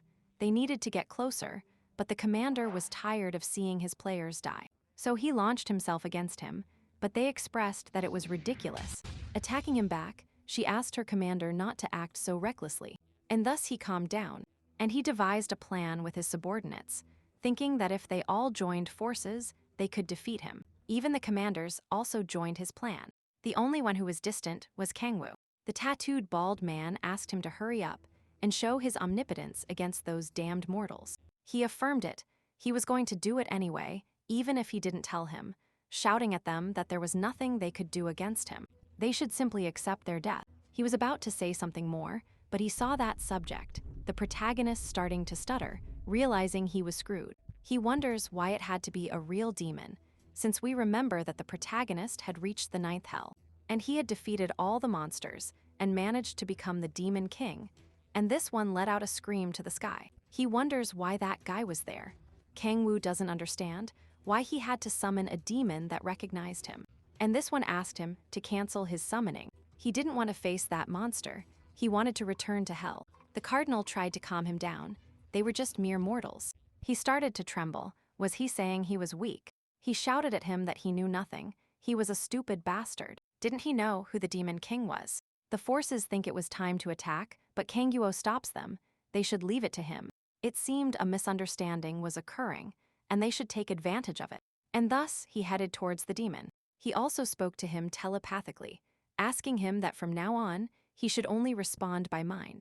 And he clarifies that it was Auriax, the demon of the 7th hell, treating him kindly. Kangwoo knew that half of his power was sealed, but he didn't know it, and if he got scared, it would be easier to face him. That's why he expressed that he had ruined his plans. He asked him about which plans, but they silenced him. How dare he ask him something like that? Although inside he didn't know what he was saying, he was just making it up, and thus he threatened them, and he would show some mercy. He would give him a chance, and if he completed his mission, he would accept him as his family. This filled him with excitement. The mere thought of being part of the Demon King's family drives them crazy. That was comparable to the highest status in hell. Asking him to give his order, the protagonist pointed at them and asked them to face them to see their power. But without his scythe, he threw his weapon aside. The general asked everyone that it was the perfect time to attack. Upon receiving that attack, he insulted her, but they challenged him. How dare he treat them like that? He felt a little cornered. Even if he had his weapon, it would be difficult, but he couldn't miss that opportunity. He felt very frustrated. He couldn't deploy his abilities without his scythe, wondering if the Demon King had seen his weakness.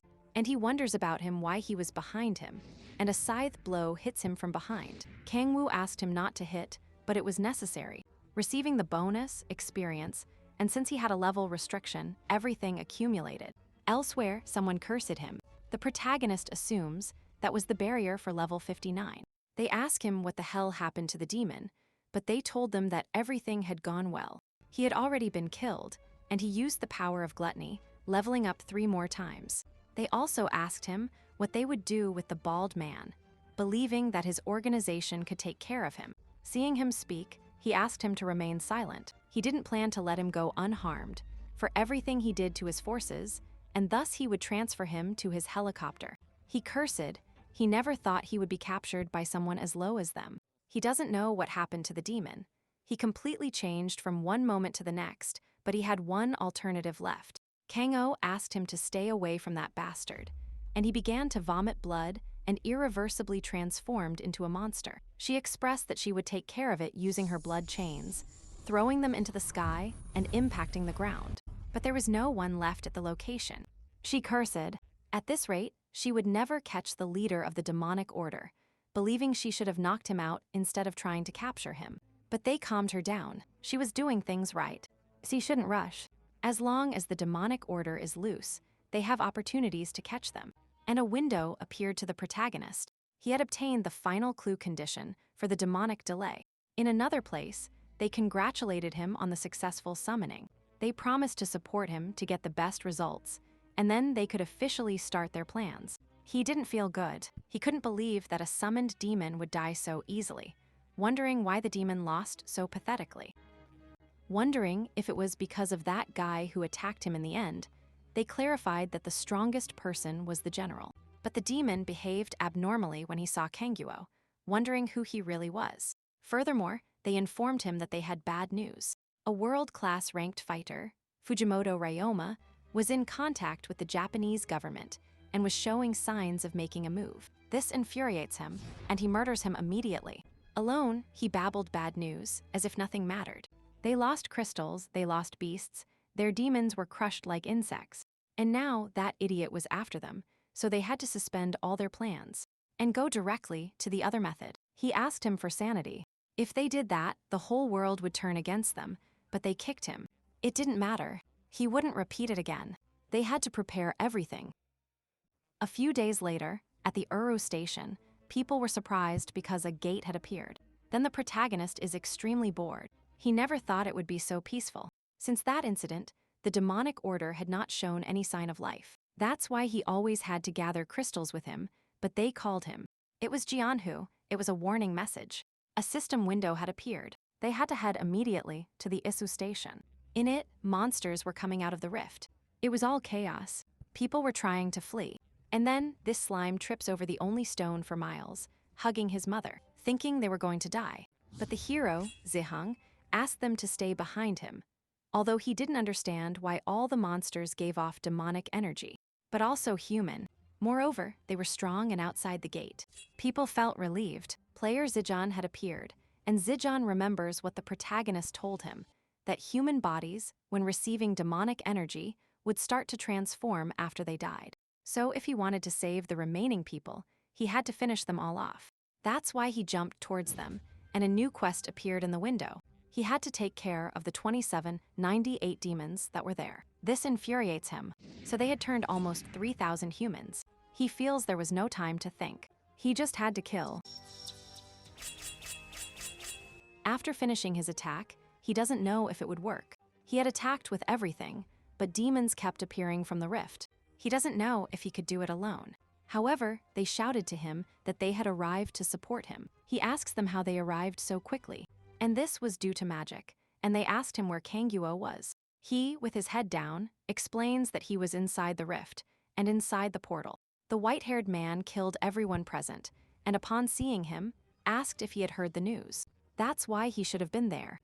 As he could see, there were many casualties, but he was relieved that at least he was there. They had to kill all the monsters, and then collect the bodies of their friends. But he asks him when he realized everything. The scene changes.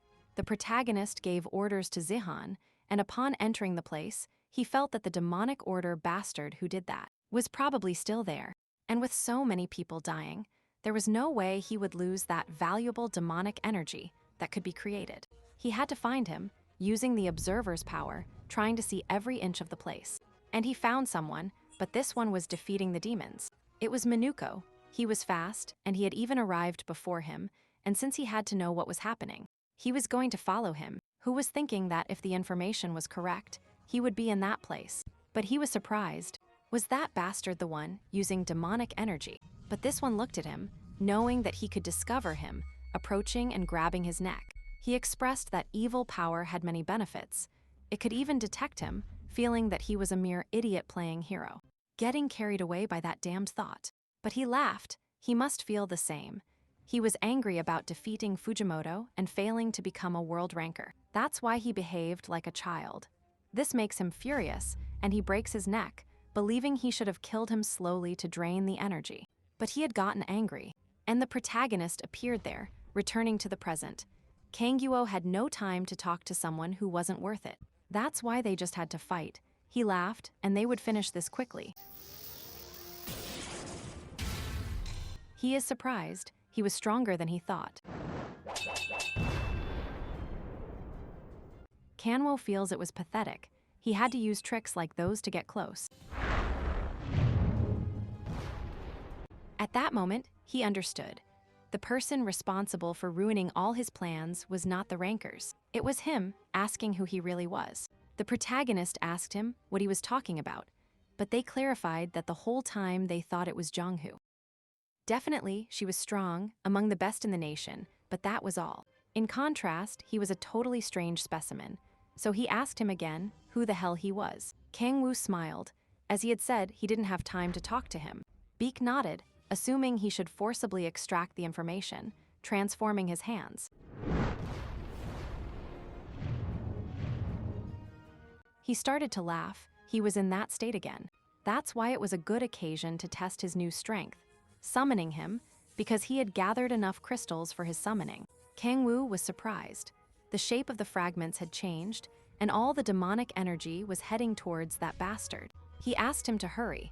He had to give him all his power, and he completely transformed into a demon. The protagonist cursed at him. He was a complete lunatic. He had summoned a demon inside his body, and a power grazed his face. This one laughed. It was a surprising power, and since everything was ready, they had to start again. Kang Yuo cursed at him. He never thought he could succeed in something like that.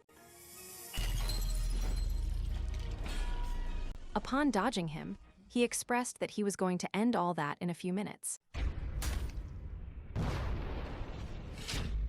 The demon laughed. His attacks no longer affected him, and now he was scared. His energy was dispersing due to that damned claw on his arms. This was due to the demon's trap. That was his power, the power of locking. That meant his power was sealed. The protagonist believed he wasn't lying. He didn't feel his power at all. The demon mocked him. As long as he held him, he couldn't break free with his current strength. That's why he had told him to approach. Now he was just a subject to test his strength. He felt he knew bastards like him very well. Idiots who had the illusion that the world belongs to them. Arrogant, rude, and crawling bastards. That's why it was time to pay the price for it. He had to die, but Pazos appeared. Echidna shouted at him to stay away from her father, but her magic was also sealed, as the source of her power was Kangwoo. The demon threw the protagonist, thinking he would have some fun with her too, because she clearly had a connection with Kangwoo. He was curious how he would react, but this one asked him to release her immediately. If he didn't, he would die. It was a promise. This one just laughed. How could he confront him if he didn't even have the power? There was no possibility, but Kangwoo cut off his arm with the power of locking. He expressed that earlier he had asked him who he was, and now he would tell him. Kangwoo clarifies that he could now feel his energy again, but since he had already used several powers, he didn't have enough energy. The duration of the Kraken had ended, and he was at a disadvantage. The demon laughed, feeling he was a resistant bastard, but he could no longer fight with such a body. The protagonist knew this.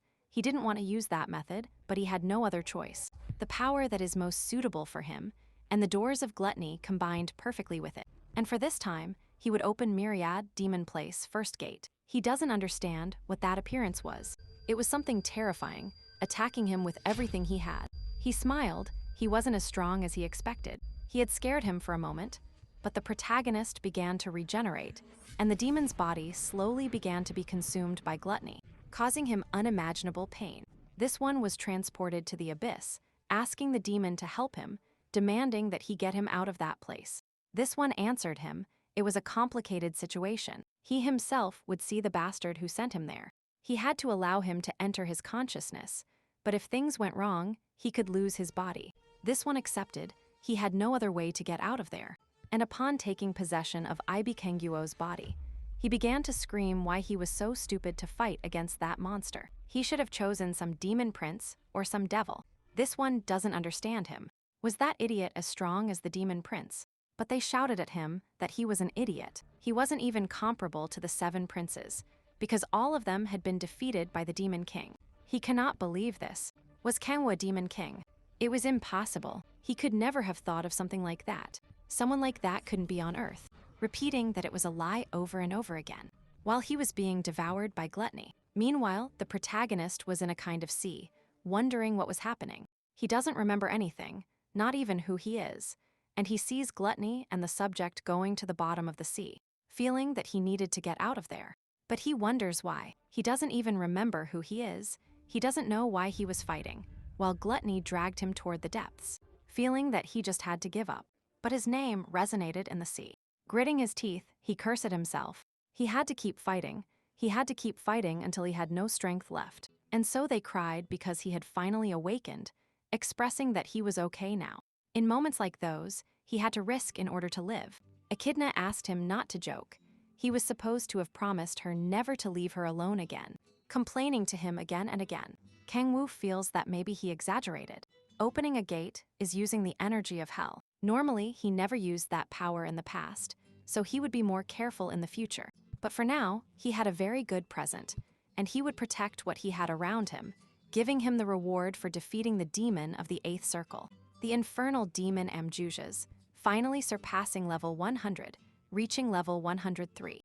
And so they also healed his arm. They also talked about Zijun's mission. He believed he would explain things properly when the situation calmed down, and upon seeing that the protagonist had a little trouble moving, they pick him up. This was perfect for Kangwoo. He was thrilled, believing he wouldn't be able to walk for a while, but someone asked him not to worry. His brother Tiso would help him. He shouldn't refuse. He did it because he loved him very much. They reported that the Isu Station incident turned the entire world upside down.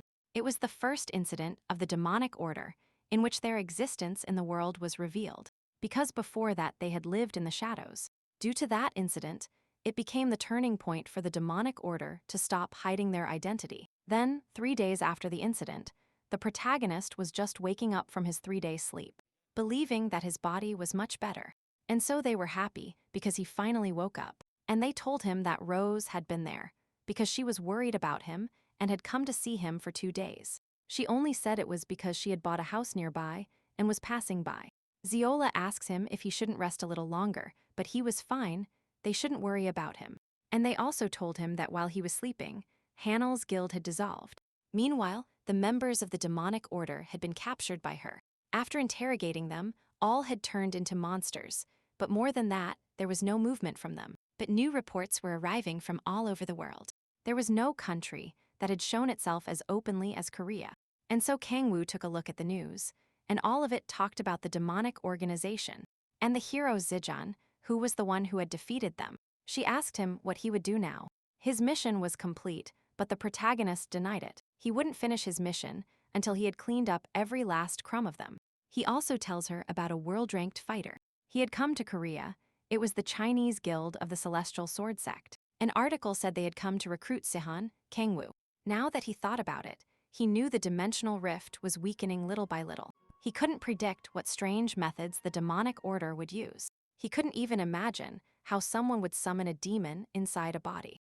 In the end, he had no choice but to become overwhelmingly stronger, wondering how to pass his level barrier, believing he had an idea. Then, at the Red Rose Guild House, the two met, who explained that it was very difficult for him to walk on the streets now.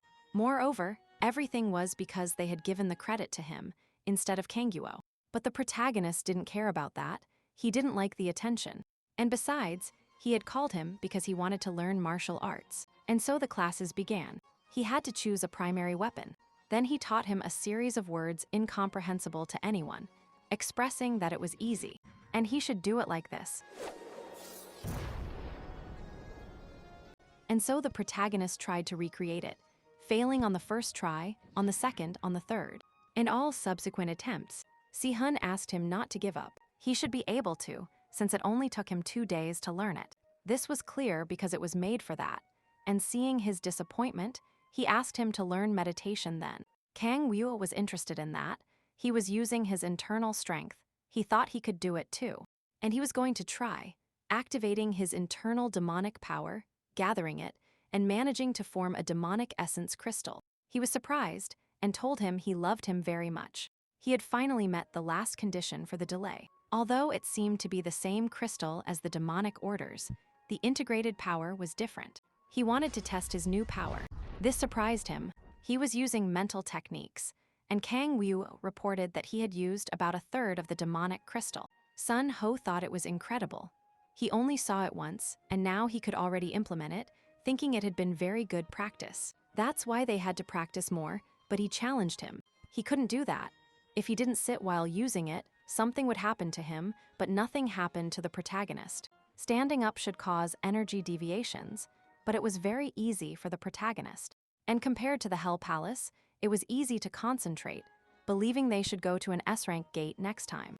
And so they headed to drop Suho off, because he couldn't take public transport, as he was so famous that people overwhelmed him. That's why the protagonist promises to buy him a car.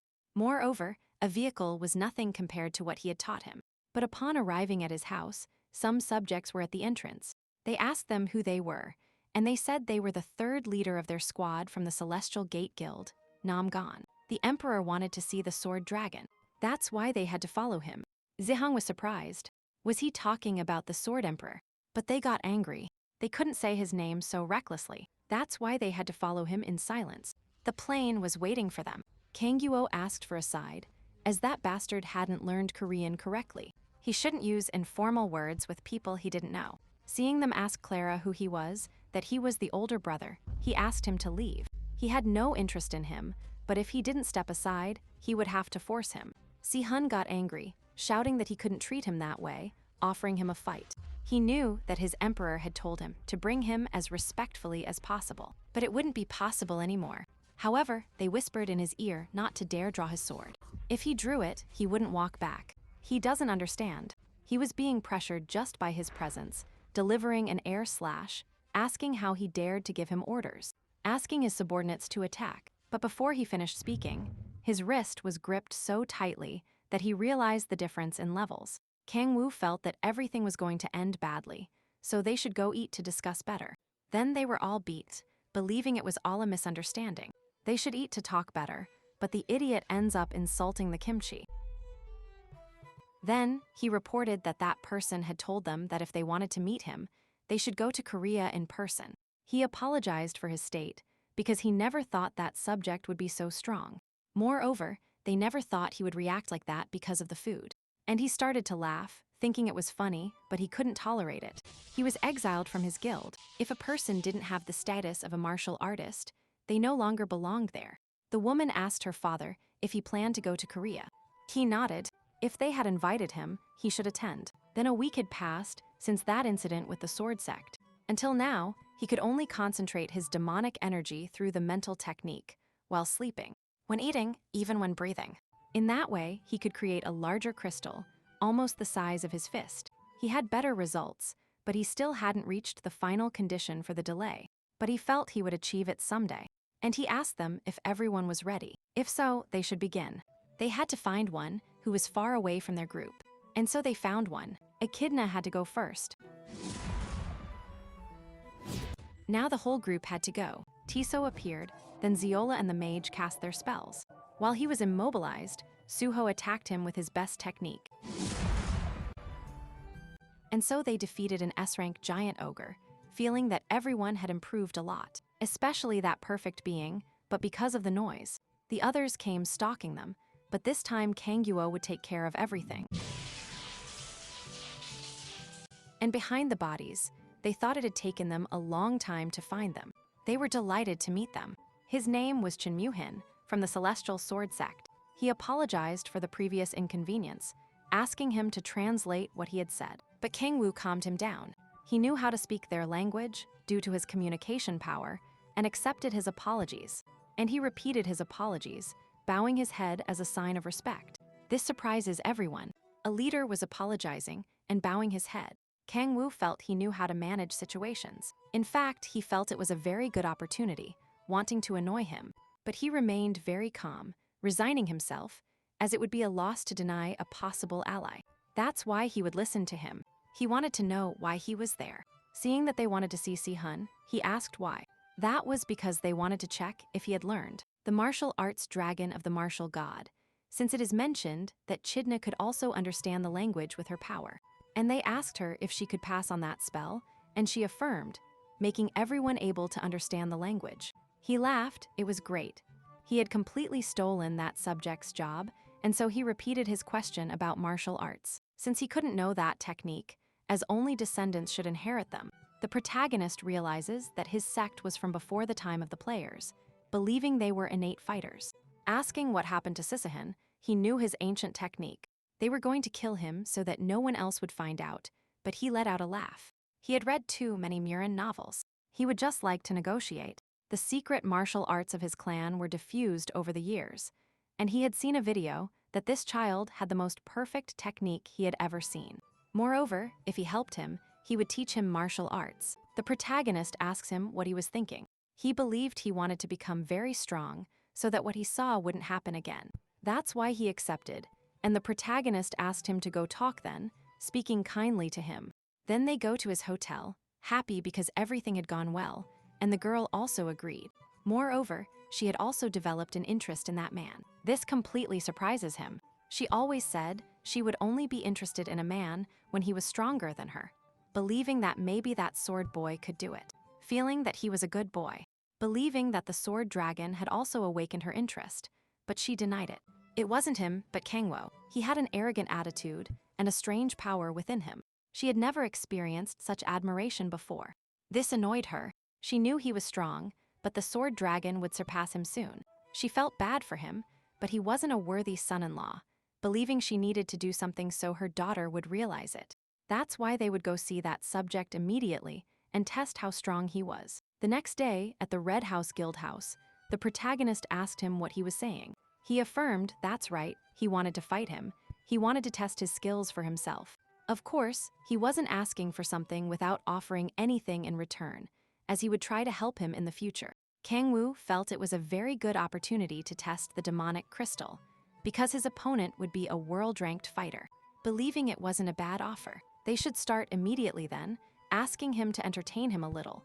And so Kangwoo used the power of the Iron Axe, plus the freezing power.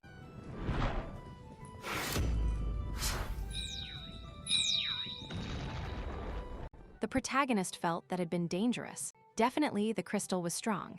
The first advantage he had was speed. He had become twice as fast. And the second advantage was flexibility. Even without activating his powers, he could dodge and deflect his attacks. And the third advantage was his destructive power. They wonder if he was okay, but he had expelled his aura to protect himself. Kangwoo felt he had underestimated him. His body trembled from his power. That was the true power of a world-ranked fighter. He asked him to start again. The two were going to give their best. Kangwoo expressed that he would finally get serious, combining his attacks and drawing an infernal sword. The leader thought he was a daring young man, asking who the hell he was. But just as he was about to answer his cell phone, it was the red-skinned one who challenged him, because they had agreed to have an urgent meeting. And he still hadn't shown up, apologizing, as he would have to leave for a moment. He calmed him down. They could fight another time, and so they said goodbye. They both felt great admiration for that boy, and the father thought, for a moment, that he was in an illusion, like a creepy vibe that ran through his body. It looked like a sea with a sinister vibe. Then, at the headquarters, they were gathered. Then he introduced himself as the first commander, Chang Jianhei. He informed them that there was a commotion in Korea. He apologized for not being able to attend and not being helpful. She calmed him down. This guy had taken care of everything. He understood and had something to tell them. It was related to the demonic order. Forces were present in Japan and were preparing for a demonic summoning, but on a much larger scale than what happened in their country. The general understood. She had heard that the demonic forces in Japan were much larger than in Korea. The general asks him why the government was asking them for help. It was supposed that world-ranked Fujimoto Ryoma was in Japan, believing it was a problem if they had to fight them again. But Kangwoo was happy. He wondered which demon it would be this time, since a rank 7 demon had been very helpful in raising his levels, believing the new demon would be a feast. But the commander expressed that he knew her name. The demon they wanted to summon was the Queen of Succubi. She didn't understand who she was. The protagonist started to tremble. Did I hear that right? And upon hearing the name Lilith, he immediately got up from his seat. They had to stop that at all costs. He would block the summoning, no matter what happened. It is told that while he was in hell, she was just another subordinate to Black. On one side, he had a prince, and on the other side, he had a demon who led everyone with his brain. And she was officially his wife, since after completely losing a battle against a former prince, it was with Lilith's help that he managed to escape safely, and thus he signed a marriage with her. After that succubus invaded him every night while he dodged her. That's why, for the good of the earth, they had to stop that summoning at all costs. The captain supposed so. He had a strong sense of justice. Rose asked him if he was perhaps experiencing some illness. Kanwo only asks if they can report his situation to Japan first, but he denies it. They couldn't expose that to the outside. Currently, Kurosaki had been kidnapped by the demonic order. They couldn't believe it. She accepted. The protagonist didn't understand anything, asking who Kurosaki was. Then they explained to him that 5 years ago, on the day of the cataclysm, an S-rank gate appeared at Sapporo Station. At that moment, countless Japanese civilians were annihilated due to the strong monsters coming from the gate, and the entire nation was on the verge of collapse. It was then that she appeared, the celestial shaman Kurosaki, Yuri, the granddaughter of the Japanese emperor who provided support to the incredible players, saving Japan from collapse, pushing the monsters up to Hokkaido. For now, Hokkaido remains a forbidden zone, but due to that incident, it became Japan's anchor. And not only that, that woman had an incredible ability called descent. That is the ability to be possessed by the power of the gods that come from Japanese legends, better called the Eye of Susanoo. Even Ryoma had also been created with her ability. The protagonist wonders if the demonic order could kidnap her for her power, and recalls the topic of Japanese legends, thinking that now that he looked closely, the names of the 7 princes were quite familiar to the 7 deadly sins. Discovering that the sensibility does not draw the power of the gods, but beings from other dimensions. Now understanding why they want to summon Lyrit, since she has the ability of illusions. And domination, standing up and asking how many people they could mobilize. The captain reported that since it was a fact the Japanese government wanted to hide, they could only mobilize a maximum of 7 people. The protagonist smiled, then asking how they would move. She replied it would be on the nearest plane at the airport, but Kangwoo denied it. They would fly first class. Then the scene changes, with Echidna at full speed among the clouds, with a magic circle on her back. Rose amazed by the barrier. The others asked Commander Himo to hold on a little longer, while Echidna complained that if she vomited, she would throw him into the sea. Then the waifu asked if it was okay for her to be there, believing it was better to bring Zihan or Tisun, but they denied it. Her help was very important, since thanks to her voice, he would be 3 times stronger. And then Shin announced that they had arrived. Ziala was surprised. It was a scene full of beasts and destroyed streets, a city where they hadn't been able to control the monsters. Ganguo assumes that the demonic energy spread throughout the station, believing the ceremony had already begun. Telling his companions that they didn't have much time, they had to go with the Japanese. And so at the base, a player reported that the guest had arrived, and so they appeared at the base. Although the soldiers got agitated, the minister calmed them down, thanking them for coming. Echidna also did her part, passing on her power to understand the language. Eli in Geongia told them about their allies, and the minister introduced them to Fujimoto Ryoma, a world-ranked fighter. He thanked him for coming. Kanwara immediately recognized him, realizing his eyes were Susanoo's, and the protagonist told him about his information on the ritual's progress. Ryoma apologized, but since they already had information, they should start with the explanation of their plan. Then, later at Sapporo Station, Echidna let all her power flow and killed every monster in front of her. The captains went against hell golems. Rose, for her part, went for the brains of the 3,000 hell beings. And the protagonist asked Ziola to help him with her light, giving him physical defense, magnificent defense, and increasing his demonic stat by 3 points, giving the protagonist freedom to attack at will, releasing a power so strong that it surprised even his allies, blaming them because they almost hit them. Kanguo apologized and explained to Ziola why she was there, while the protagonist felt a little uncomfortable in his mind, remembering Ryoma's plan, who said they should separate to confuse the demonic order. Amidst the confusion, one person should interrupt the ritual site, and since he didn't trust simple Korean players, he would take that role. And returning to the present, Ziola tried to calm the protagonist about what they had said, but he only thought Ryoma was an idiot. And just then an attack exploded. The protagonist felt treated like trash, so he activated his field of vision, finding Ryoma, who was supposed to know the location of the demonic organization. But even destroying the beasts, he didn't find any subjects. Masked by that place, smiling, feeling that he then understood. They weren't in the buildings, activating the power of thousands, of destruction, attacking the floor. Rose scolded him for what the hell he was doing, but amidst the destruction, 2 subjects from the demonic organization scolded him about how they had gotten to that place. Kanguo only expressed the word pingo. Then the 2 had been defeated, and the two women congratulated him for finding the hiding place, stating that they should go inside, but Kangwoo denied it. They were still monsters on the surface. Echidna understood, but asked him not to do anything similar to what happened last time. The protagonist smiled at her concern, accepting the promise, and thus he went inside to stop the ritual.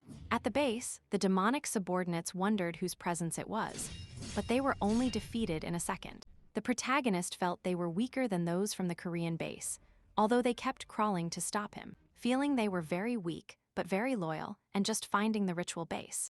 Inside, the leader shouted to his boys that their true god was about to emerge, giving a speech about their new deity and everything it meant to them, in a somewhat anime tone, exciting his subordinates, who blindly believed in that faith and thought. And just one of them noticed Kangwoo's presence. He just asked for a moment. First of all, he wanted to assimilate that they were from the demonic order. The others entered a defensive posture, while the protagonist looked at those seals and stickers, assuming it must be a place full of greed and madness.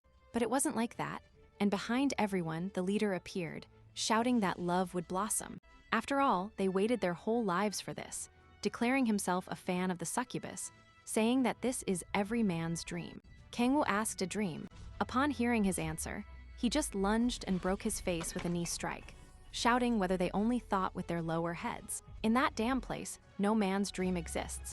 The subordinates lunged because they felt misunderstood, but each one of them was neutralized with strong finishing blows. The cardinal boss asked them to flee.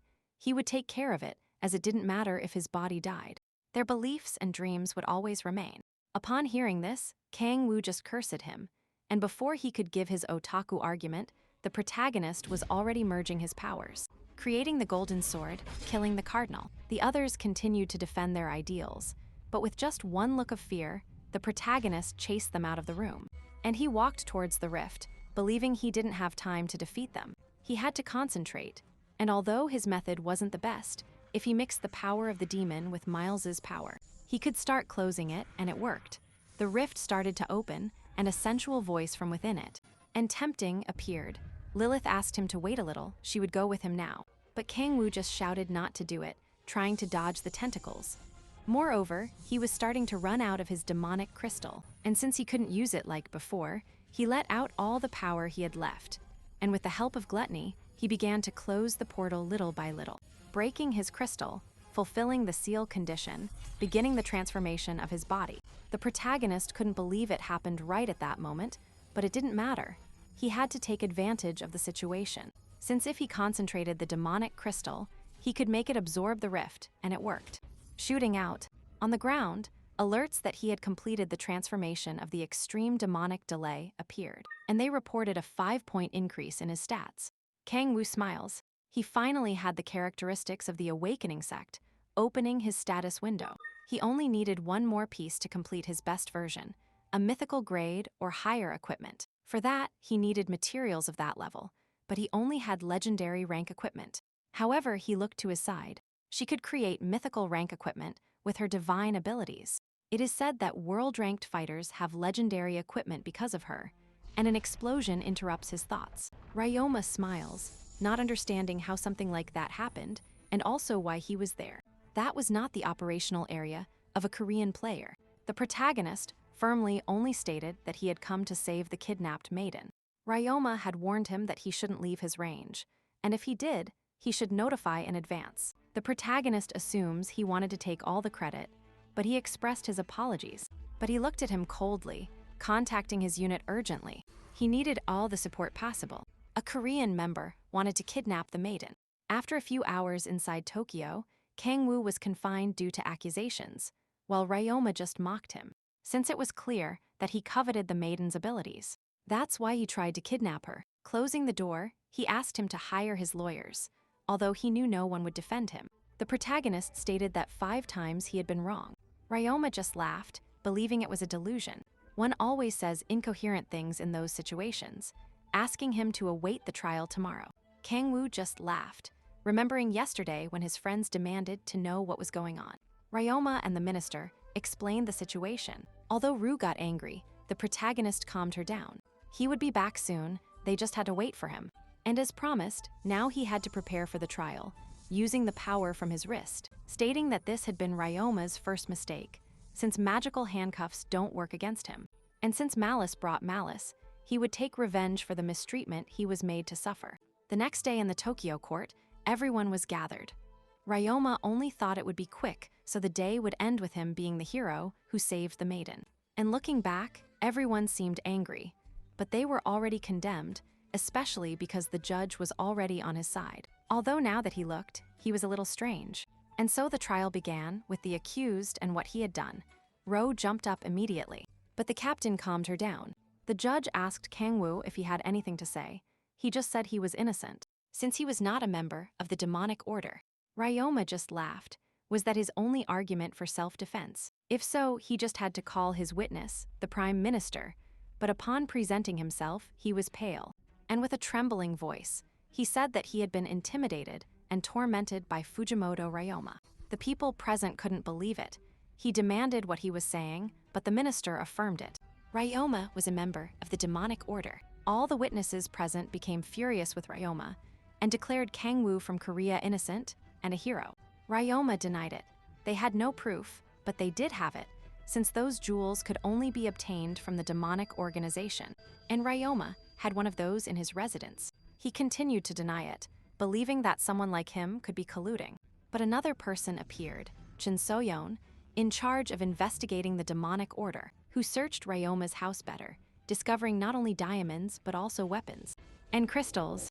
Ryoma, seeing this scene, only laughed. They were imbeciles, what the hell were they saying? Those were only unilateral responses. Moreover, they were only people from Korea. Obviously, they wanted to frame him, but then another person appeared. It was the maiden, who earnestly asked him to surrender, affirming that Lord Kanwo was not guilty. He was her hero, although she was half asleep when she was saved. She remembers it perfectly, thus giving the order to capture Ryoma for his charges. He didn't understand. How the hell did he plan all that in just one day without leaving jail? But he shouted at them that they were ridiculous, that it wasn't funny, and fled. The Koreans demanded justice, shouting to catch him, and they wondered where the protagonist was. In the streets, Ryoma ran at full speed, wondering when things had gone wrong. And at that moment, a huge attack intercepted him, asking who the damn person was who dared to hit him. And it was Kangwoo, expressing to him again that he had made 5 mistakes. He shouted at him that it was ridiculous. Although his plan was improvised, he would never leave so many loopholes. But Kango said, first, the restrictions didn't work against him. Second, he himself had said that only the demonic order could create crystals, but he was wrong, since he also knew. Third, naming ordinary people as judges or witnesses was stupid, as they couldn't resist against other abilities. Fourth, he thought he was a player without connections. And fifth, if he planned to play detective, he should know how to differentiate between a person and a demon. He just reacted by jumping up, shouting that he would kill him. He would tear him to pieces by connecting his blow, feeling confident. But Kango was unharmed, feeling a little disappointed because he was weak. This angered Ryoma even more, summoning enormous power. But again, the protagonist was unharmed, mocking his lack of emotional control, and so the two attacked mutually.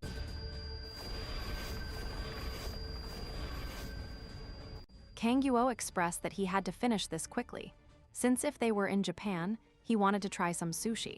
Ryoma was completely beside himself, summoning hurricanes, furious because he was only being mocked. Kangwoo assumes that he was so angry that it was easy to predict his blows, positioning himself behind him. But at that moment, something activated and a huge explosion appeared, assuming he had a hidden card. The attack he had received had been from the divine god Susanoo, which could last for 1 minute. Used by Ryoma, he ordered Susanoo to kill that person. The god accepted, realizing that this being was the strength of a demon, wanting to know how strong he was, summoning an enormous spear through a portal, while Kangwoo fused the power of the dark spear and the power of hell, asking him not to disappoint him. But he received the attack before Ryoma, who only laughed, believing that in the end, he was the one who was a disappointment.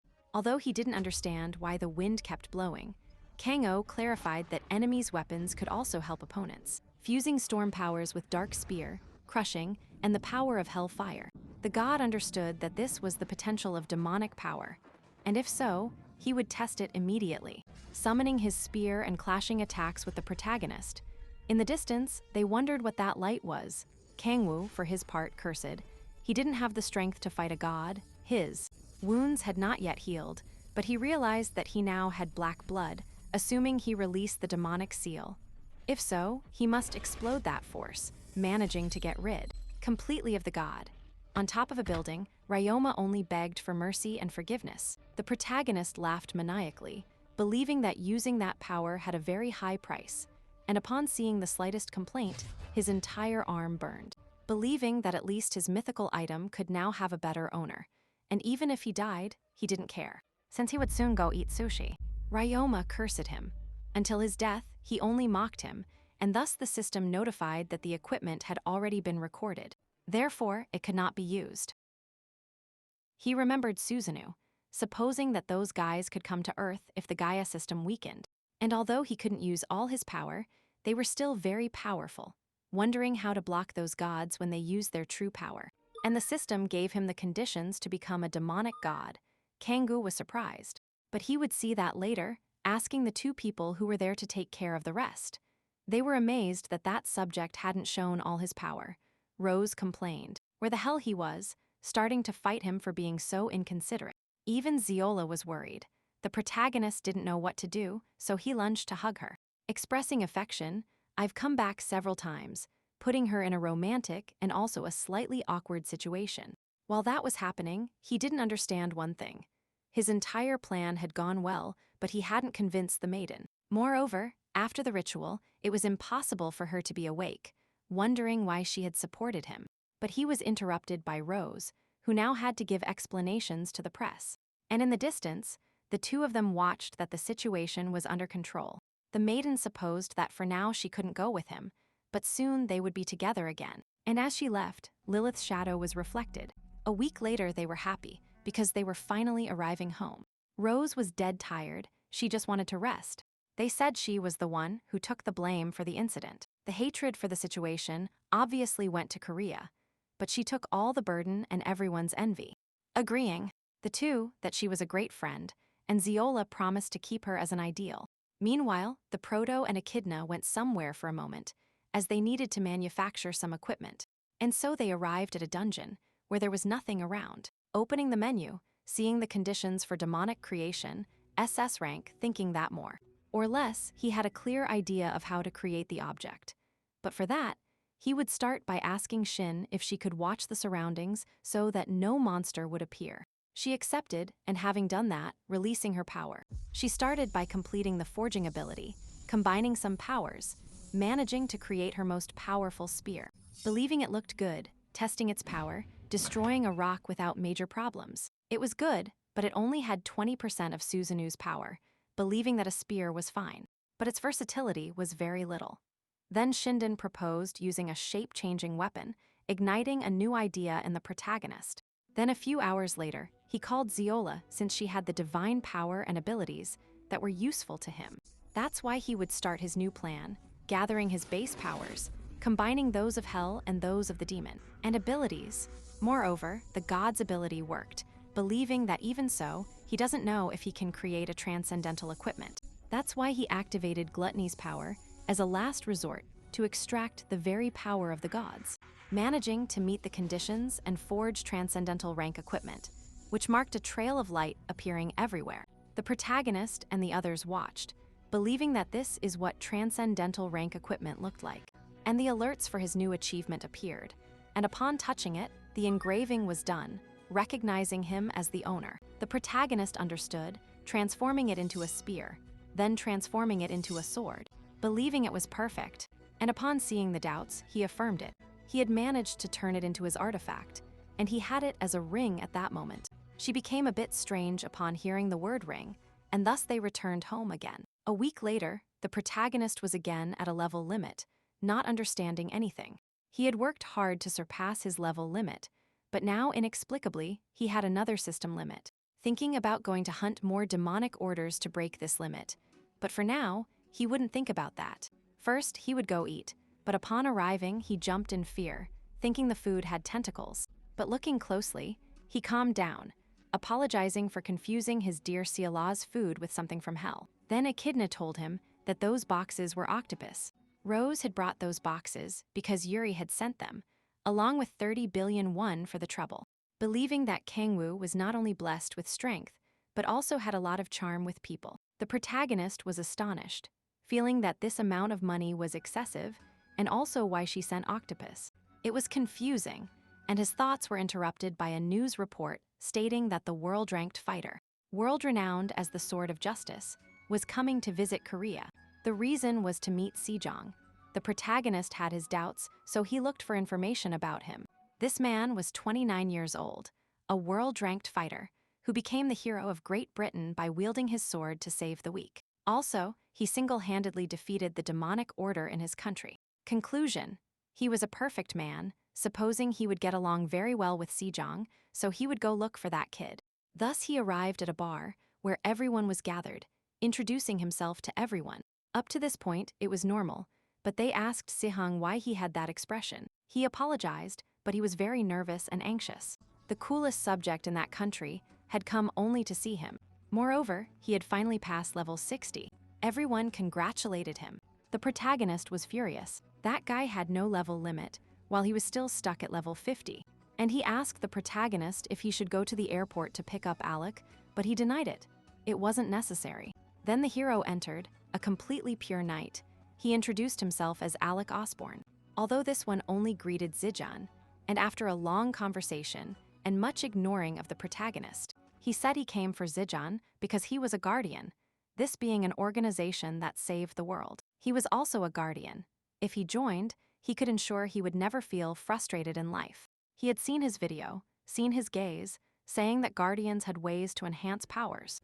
Asking him if he wanted to join, he raised his voice, and the scene changes, now with Alec sad, since his offer had been rejected. It seemed like Zijan had thought about it, but because of the protagonist's power, he had said no out of fear, accepting the decision for now, but he wouldn't give up, while the protagonist followed him, since no person was perfect in this world.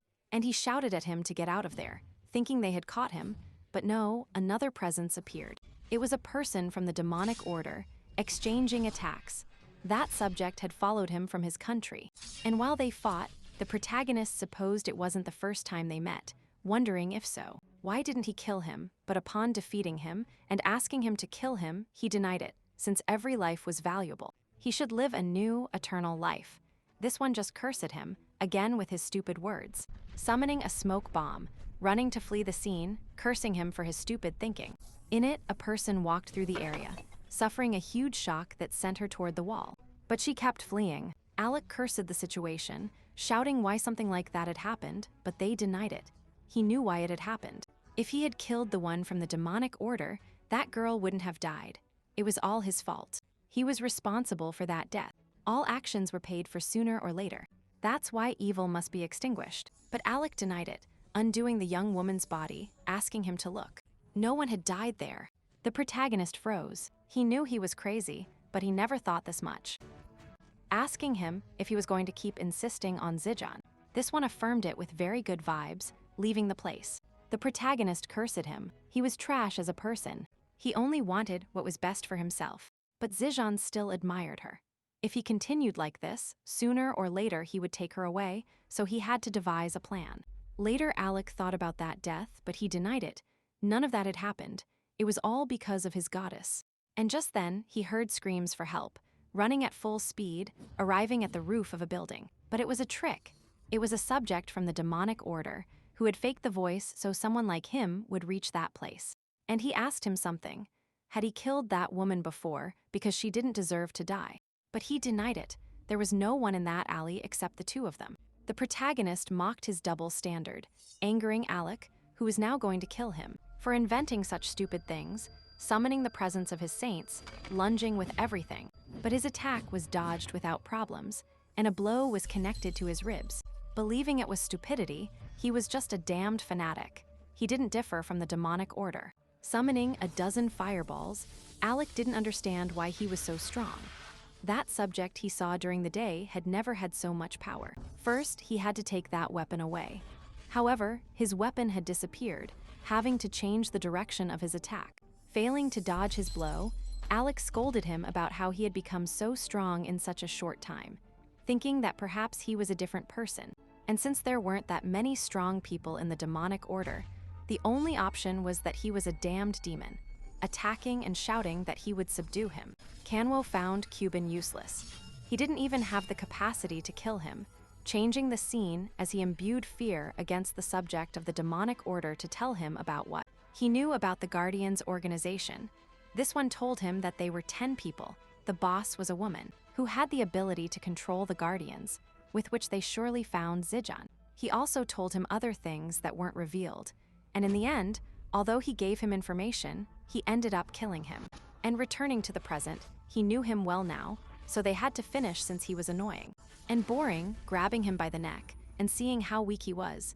He supposed that the strong world-ranked fighter was Chinmohin, giving him lessons that evil would be evil whenever it was, no matter how good he was. If he didn't do the right things, he would bring more death to the world. But this one kept denying it, cursing him over and over, and just then Sihun appeared, asking Alec if he was okay, scolding him about what the hell he was. Kangwoo changed his voice, introducing himself as Death.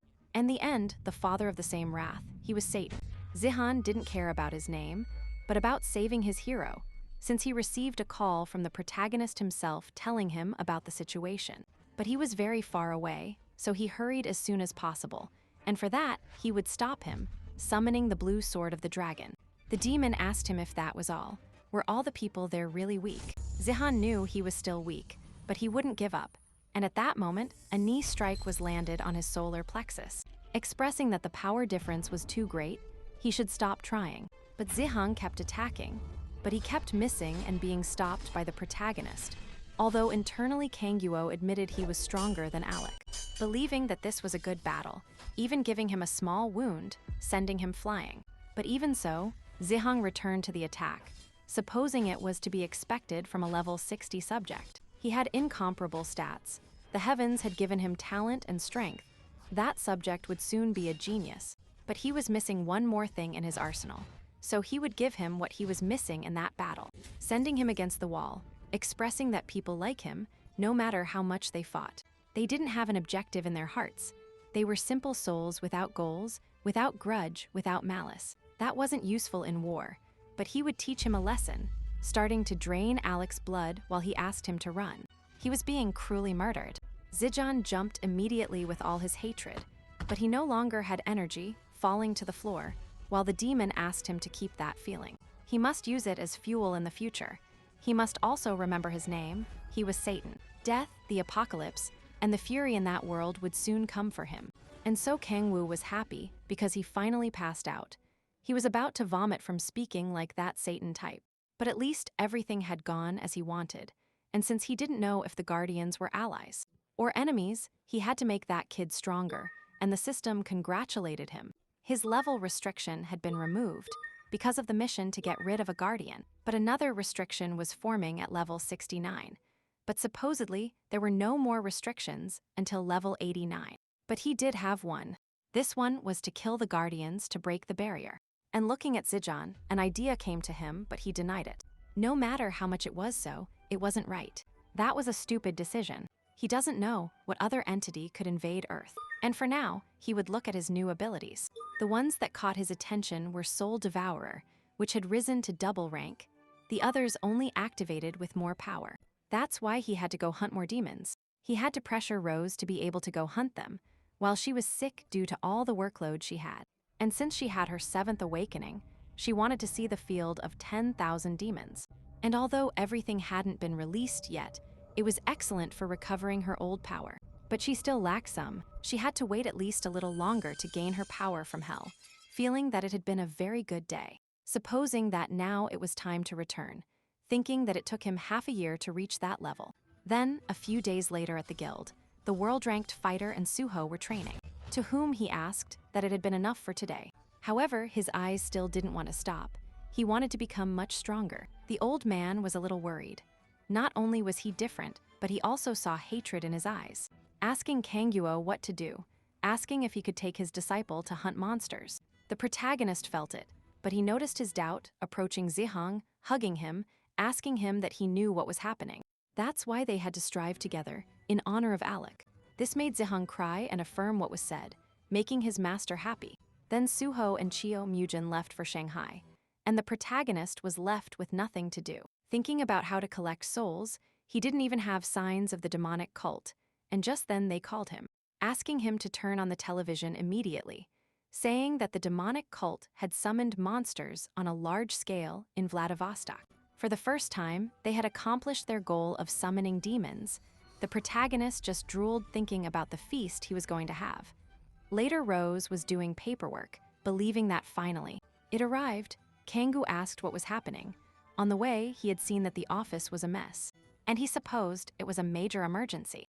They weren't sure, but it seemed they had summoned hundreds of small demons and a huge, enormous quantity of monsters, close to 1,000,000. This only pleased the protagonist, and they told him that the beasts were moving fast towards the plains of Manchuria. If they continued to China, it wouldn't be a problem.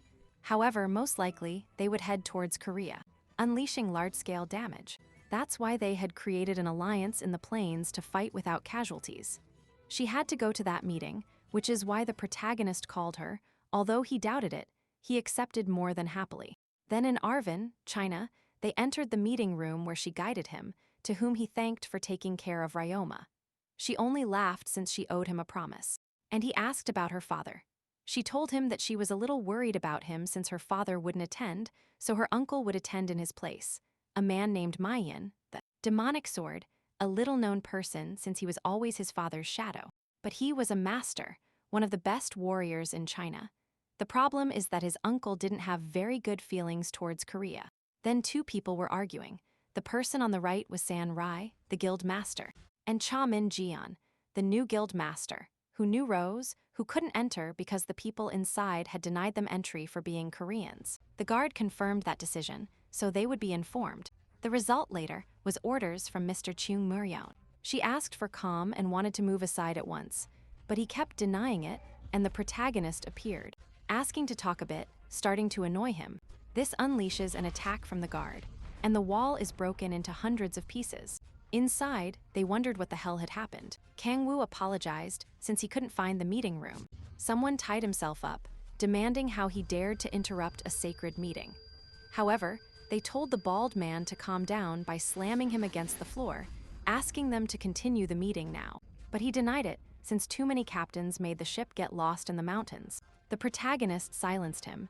He would explain what was happening. At that moment, he would tell them a story of two brothers, one extremely talented and the other moderately good. The brother who lived his whole life in the shadows finally saw the opportunity to stand out. Where a wave of beasts appeared. He was in charge, and to prove that he was also capable, he refused all external help to take all the credit for himself, and finally be recognized, and thus obtain glory. He was a simple idiot. He had no intelligence, no aptitudes, no emotions. He was only a predictable being, so much so that he should attack now, as he couldn't control his anger. Then the scene changes for us. On the battlefield, an army is gathered. Kangwoo asks the captain not to be so tense. But it was all his fault, since previously the master did fall for the insults, attacking the protagonist, who supposed they wouldn't work together, so they had to take separate paths, leaving him unconscious, with just a pencil. And now because of all that, Rose was in charge of everyone, because Kangwoo didn't want to take responsibility. Having the Anyuri Guild, the Sanara Guild, the warring forces under her command, and when she complained about why he didn't want to lead them, rumbling appears everywhere. Those present cannot believe the quantity of beasts. Demonic ones that appeared, they had never seen so many. Rose asked them for calm, starting to move the forces according to the strategy. And although they were somewhat confusing, the captains understood her. But as she realized she couldn't speak like a commander, she would speak as what she was, a warrior beginning to give a moving war speech, encouraging everyone, shouting that first, no one should get hurt when she was in charge. Second, no one could die. And finally, those experience points were hers, jumping towards the demonic beasts versus players, showing us that the beasts had the eyes of the master who controlled them, the apostle of evil Adam Sidorovich, who knew that the Gaia system was weakening, which is why his subjects were getting stronger. It was time for his second stage, sending his warriors. But not yet, it wasn't time for that beast. This was the beast of the 5,000 hells. Other, who wanted to attack with his men, he wanted to kill humans. But he denied it. They still had something to do first. They needed to find a person. He saw him recently through a cardinal. He was an incredible subject, and in just one look, he realized they had the same nature. He was a clear example of his church, so they had to recruit him, and that man was in that war. The demon wouldn't listen to him, since the agreement to come there was not to give him orders. The old man apologized, but unfortunately, they were now under his command. The beast was revolting, believing its nature was to eat humans, and curiously, the old man accepted it. It seemed he opposed the church's orders. The beast couldn't stand any more nonsense, raising its claw to kill him. However, a colossal force placed its claws on the beast, and upon hearing that he still refused, he closed his Bible, crushing him completely, asking the rest to behave well. Now he trusted that they were going to be obedient.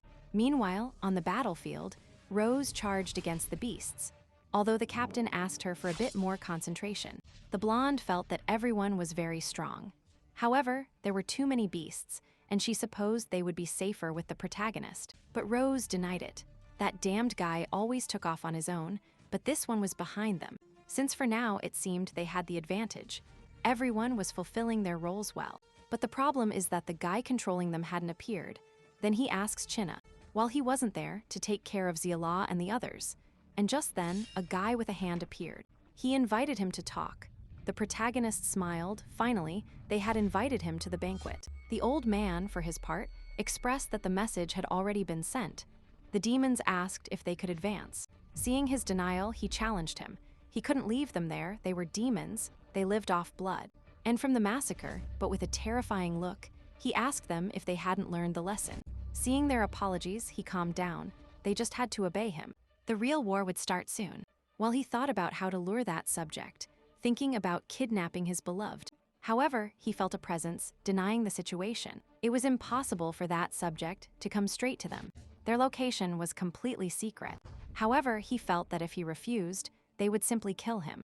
And the protagonist introduced himself and looked at the demons.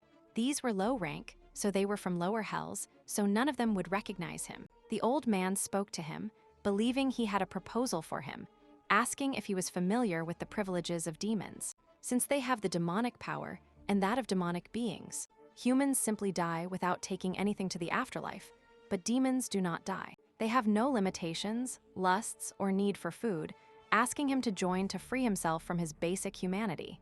He trusted he would accept. Because they had the same look, Kang-oh just laughed. He was a true imbecile. He didn't understand anything he was saying. Power, eternal life. He knew nothing about what it meant to live like a demon. At that moment, the floors began to shake. The demons panicked, but it was too late. The place filled with lava. The old man didn't understand what the hell that was. The others also felt the earthquake, and Ro suspected that it must be Kang-woo's doing. The old man was still in shock, asking if a mere human could really do something like that. He had never seen such power, and looking now, he knew that before his eyes it was clear that he had a real monster. But it didn't matter, since he had his nightmare book. With that, he could obtain the power granted by the evil specters, demanding the survivors to attack. It was the moment they had been waiting for. They had to kill. These happily jumped for human blood. Kang-woo supposed that for a moment they had hopes of winning, but those hopes were just that, a simple thought, causing the lava of his creation to burn. The beasts only begged for mercy and salvation, while one rose up believing himself the strongest among them. But he was cut in half, and while the others attacked, the power of the wave made the rest of the attackers disappear. The protagonist started looking at the scene, thinking they were more than he had imagined. That's why he had to reduce the numbers, summoning his master artifact, combining 4 different abilities. The beasts didn't understand what those black shadows were, but in a second, hundreds of monsters were pierced by that technique. A massacre in all its splendor was occurring, and that wasn't all for those who were still agonizing. Gluttony appeared to take his power.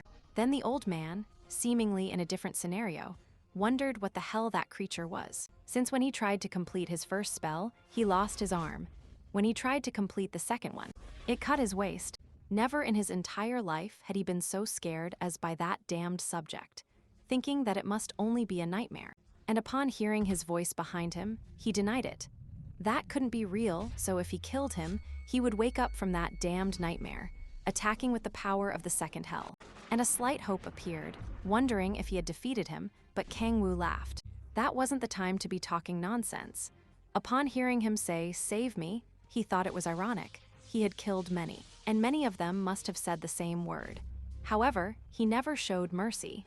Now he felt the same as his victims had experienced. But he understood, since he had never stopped when he heard those words, ending his life. And so Kangua collected all the souls, absorbing 237 in his complete form, increasing 4 points in all his abilities. And touching his chest, he wanted to see what else had changed, realizing that the barrier seal had weakened, compressing the magic he had in place, increasing his dark energy by 1 more point, going from 120 to 121. Although it was only 1 level, it was almost double what he had before. And now looking at the scene, he felt he had to fix the mess he made. And so later, the war ended with an overwhelming victory for the players. This was the first major war since the day of the shock. Attention was naturally focused on that event. Everyone grew in faith, and the protagonist, for his part, arrived in Hokkaido, where there was also a double S-rank portal. Although arriving there wasn't easy, because he had to explain everything that happened in that place, and how he defeated the boss, but anyway, he still managed to convince them to come there. Although only a portal was visible, nothing special. Activating the power of insight to observe it better, without managing to decipher anything, however. Supposing that if there is something else in that portal, asking Chidna to enter. Upon entering, a huge giant ant appeared. But this one was defeated in a single blow, and since Echidna had blocked the monsters, it was his turn to act, creating a fissure in the summoning, hoping to see it, and upon being obedient. However, when trying to manipulate it, the Gaia system accepted the portal to the continent of Ernwar. That's why the previous summoning was successful, summoning the demon Lord Ernwar Balsahark. SS rank, the protagonist didn't understand. Where was his hell demon? Who was this? The skull asked where he was, introducing himself as the one who brings nightmares to Ernoa, the king of all the dead and sovereign of magic, Demon King Balsarak. Echidna knew this subject. That was a powerful lick from the north of the continent of the land of the dead. The skull was surprised that they knew him, wondering if perhaps he had summoned him to be his familiar. Upon hearing the affirmation, he only laughed. It was unheard of. Did a mere human dare to use him as a familiar? Kang Wu affirmed it. He had his rules, but both could benefit. Although he didn't want him to break his privacy, he would indeed be a good sovereign. The Lick supposed that the mere human didn't know fear, so he would punish him, ordering his army to emerge from the flames. He should tremble with fear. Kang Wu just mocked, snapping his fingers, activating his sonic power, bringing the Lick to his senses, supposing that his hand was stronger than he thought. However, it was impossible for him to fight his elite knights. Kang Wu supposed it was a good moment for Chin Na to practice a little. She transformed and ravaged everything in her path. The Lick was astonished, and a presence appeared behind him. However, he was confident since his shield was impenetrable. But he had to jump because his barrier was destroyed, starting to talk about who his familiars were. And even if he denied it, all his attacks were easily stopped. And since he had no other option, he had to use his MasterCard, bringing his beast from hell itself. Kang Wu immediately realized that rift was dangerous, and from it, he recognized a voice. The Lick proclaimed his new beast, the guardian of the 9 hells. This one asked if the dragon was his opponent, but the Lick denied it. It was that human standing in front of him. The beast was a little confused by a simple human, but it knelt happily, wondering, was he their demon king? Upon hearing his affirmation, he became even more flirtatious, starting to say that chaos was breaking loose in hell, since the ancient monsters that used to live trapped in their habitat had left their territory. And in their conversation, he demanded the beast finish off the insignificant human's life. But those words were the trigger to send him flying, expressing that he should watch his words. He was their lord and the king of hell. However, that action made his will and power disappear in that world. Saying goodbye to his king and promising to tell everyone about him, but Kangol denied it. He shouldn't tell anyone, and now next to him, there was a kneeling skull. This one accepted its loyalty without thinking twice. Proclaiming him as their king and their master, the protagonist accepted him and asked him to tell him how he had made that summoning. And this was due to the artifact called the blood of the evil god, or rather called the god Lucifer, the root of evil on the continent of Ernor. The protagonist knew that name, but not entirely, since the large statues had the names of the great dukes. But if such a being existed in another world and resurrected on Earth, he clearly wouldn't have a chance to defeat him for now. However, in the future, when he recovered his power, he would, and he could devour much stronger souls. Asking where this Lucifer was, but he didn't know, since the evil god had currently disappeared, and Echidna appeared, complaining about why he didn't tell her the battle was over. He had clearly forgotten about her. The protagonist apologized, and after crying, he asked her if she could continue the story she was telling. She accepted, saying that in ancient times, she had heard talk of the archangels who descended from heaven. She doesn't know when, as it is a very old story. The protagonist understood, but something didn't fit in the timeline. His return was barely half a year ago, and even if those beings had arrived on the continent, the dates don't match. Echidna also said that with the war, the evil god vanished. Asking the skull the same thing, it felt it, but it was hit since they told him he should call him master. However, he told him that was enough for today.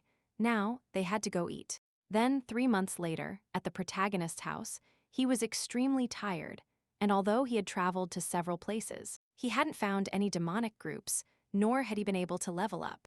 Even Rose had managed to break the 9th awakening.